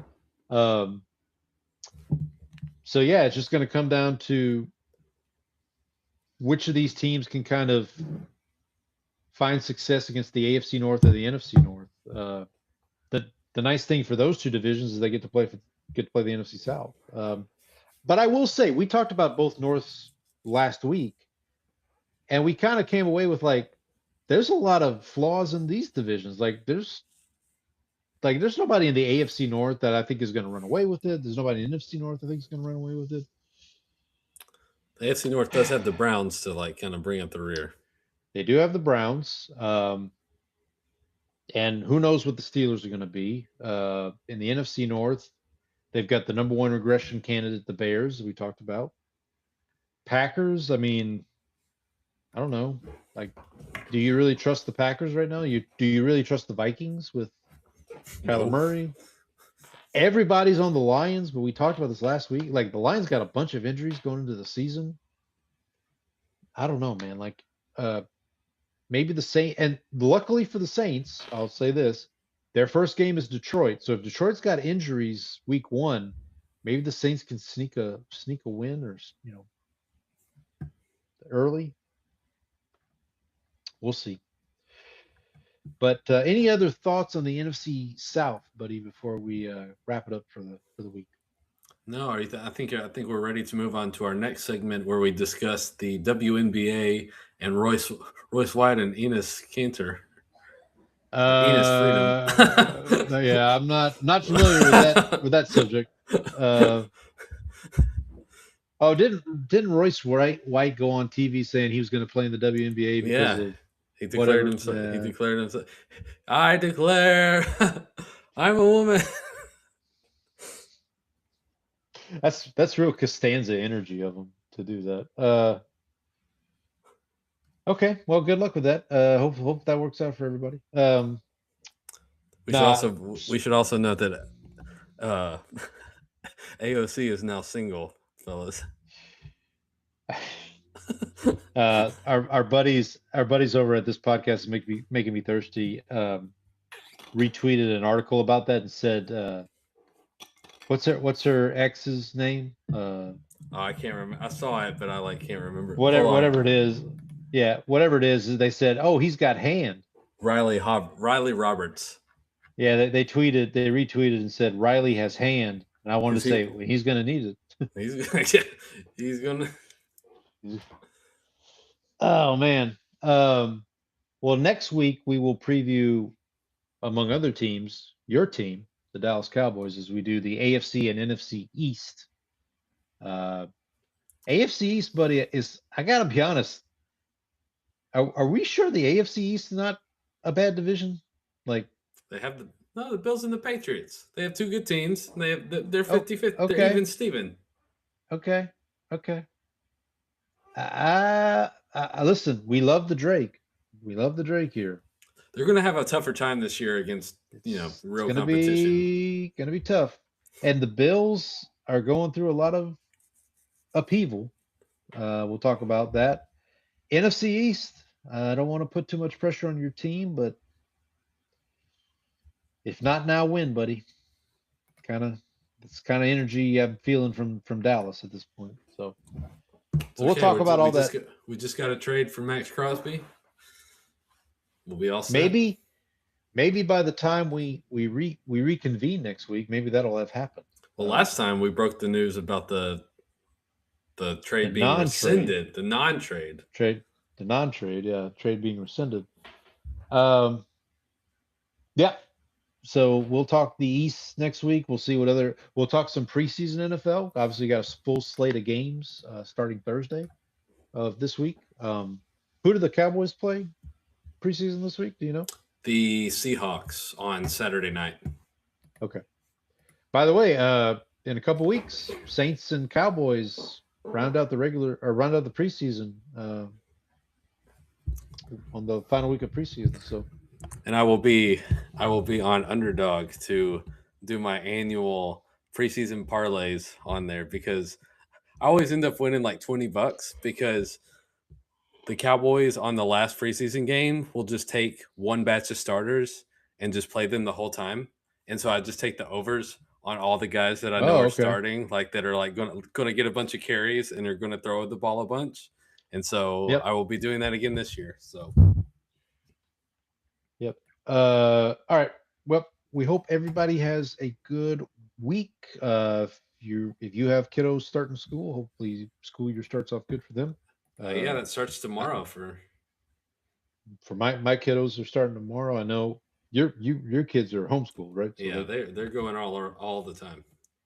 Okay. Well, either way, hope everything's well. Shout out to all the good teachers out there doing the good work. Hopefully the school year goes well. We've got we're not too far from college football, buddy. College football is going to be here before we know it. End of the month, we should have some college football going on. Week 0 games popping off. Week 0, yep. There's a game in Ireland, I believe, again here at the end of the month. I think so. Yeah. Want to say it's Bill Belichick's North Carolina. Oh boy, Tar Heels. Adam Vinatieri did not spare Mr. Belichick for sure. Yeah, I guess he just thought it was a roast. Yeah, I'm seeing August 29th, North Carolina TCU in the Aer Lingus College Football Classic. Paul, this is a family show. I apologize. Andy, cover the kids' ears. We don't want them subject to that kind of language. Yeah, the week 0 games are really a 0. I have to say. Well, I remember watching the Ireland game last year because it was like the weekend when we had like fantasy football drafts, and I turned that game on, and that game was borderline unwatchable. It was rough. Yeah, who was it? It was like Kansas State and Iowa State or something like that. Oh, that's right. No, you're right. Yeah, it was. It was Kansas that State, was Iowa trash. State. I would have thrown an stinks. but if the what is it, the RFA or whatever, the or whatever. Oh yeah, they should have been throwing car bombs at that garbage. Oof, that's rough. That is rough. Who do the Longhorns open up with this season, buddy? Buddy, I check the schedule week by week. Okay. Let me see. I thought the Longhorns had a big. We do play. Game. I think we do play Ohio State again this year. Looks like Texas opens with Texas State on September 5th. Yeah, and then Ohio State at home. Okay. Yeah, that's the college game day game that week. Same week, Oklahoma plays Michigan. So how about that? Oh, there we Texas, go. Ohio State, Oklahoma, Michigan. How It's about the that? Red River rivalry versus the, what do they call that? The rivalry, I think. I think it's just, I don't think they have a fancy name for it. Let me see.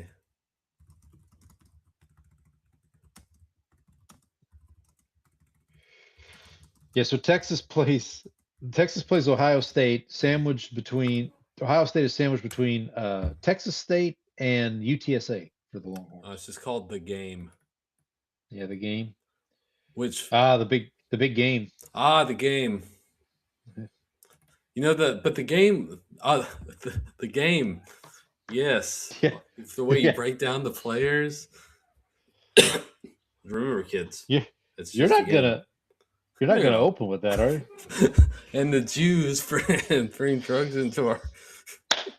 That's one of my. When Jerry says you're not going to open with that, it's one of my favorite lines from that episode. It's one of the better lines in the whole show. Yeah. Yes. All right, we kind of went off the rails there, but we'll be back next week to preview the East's AFC and NFC. We'll talk preseason football. Maybe I'll talk a little more soccer or European football. Yeah, hopefully I'll be able to watch the Mourinho documentary at some point.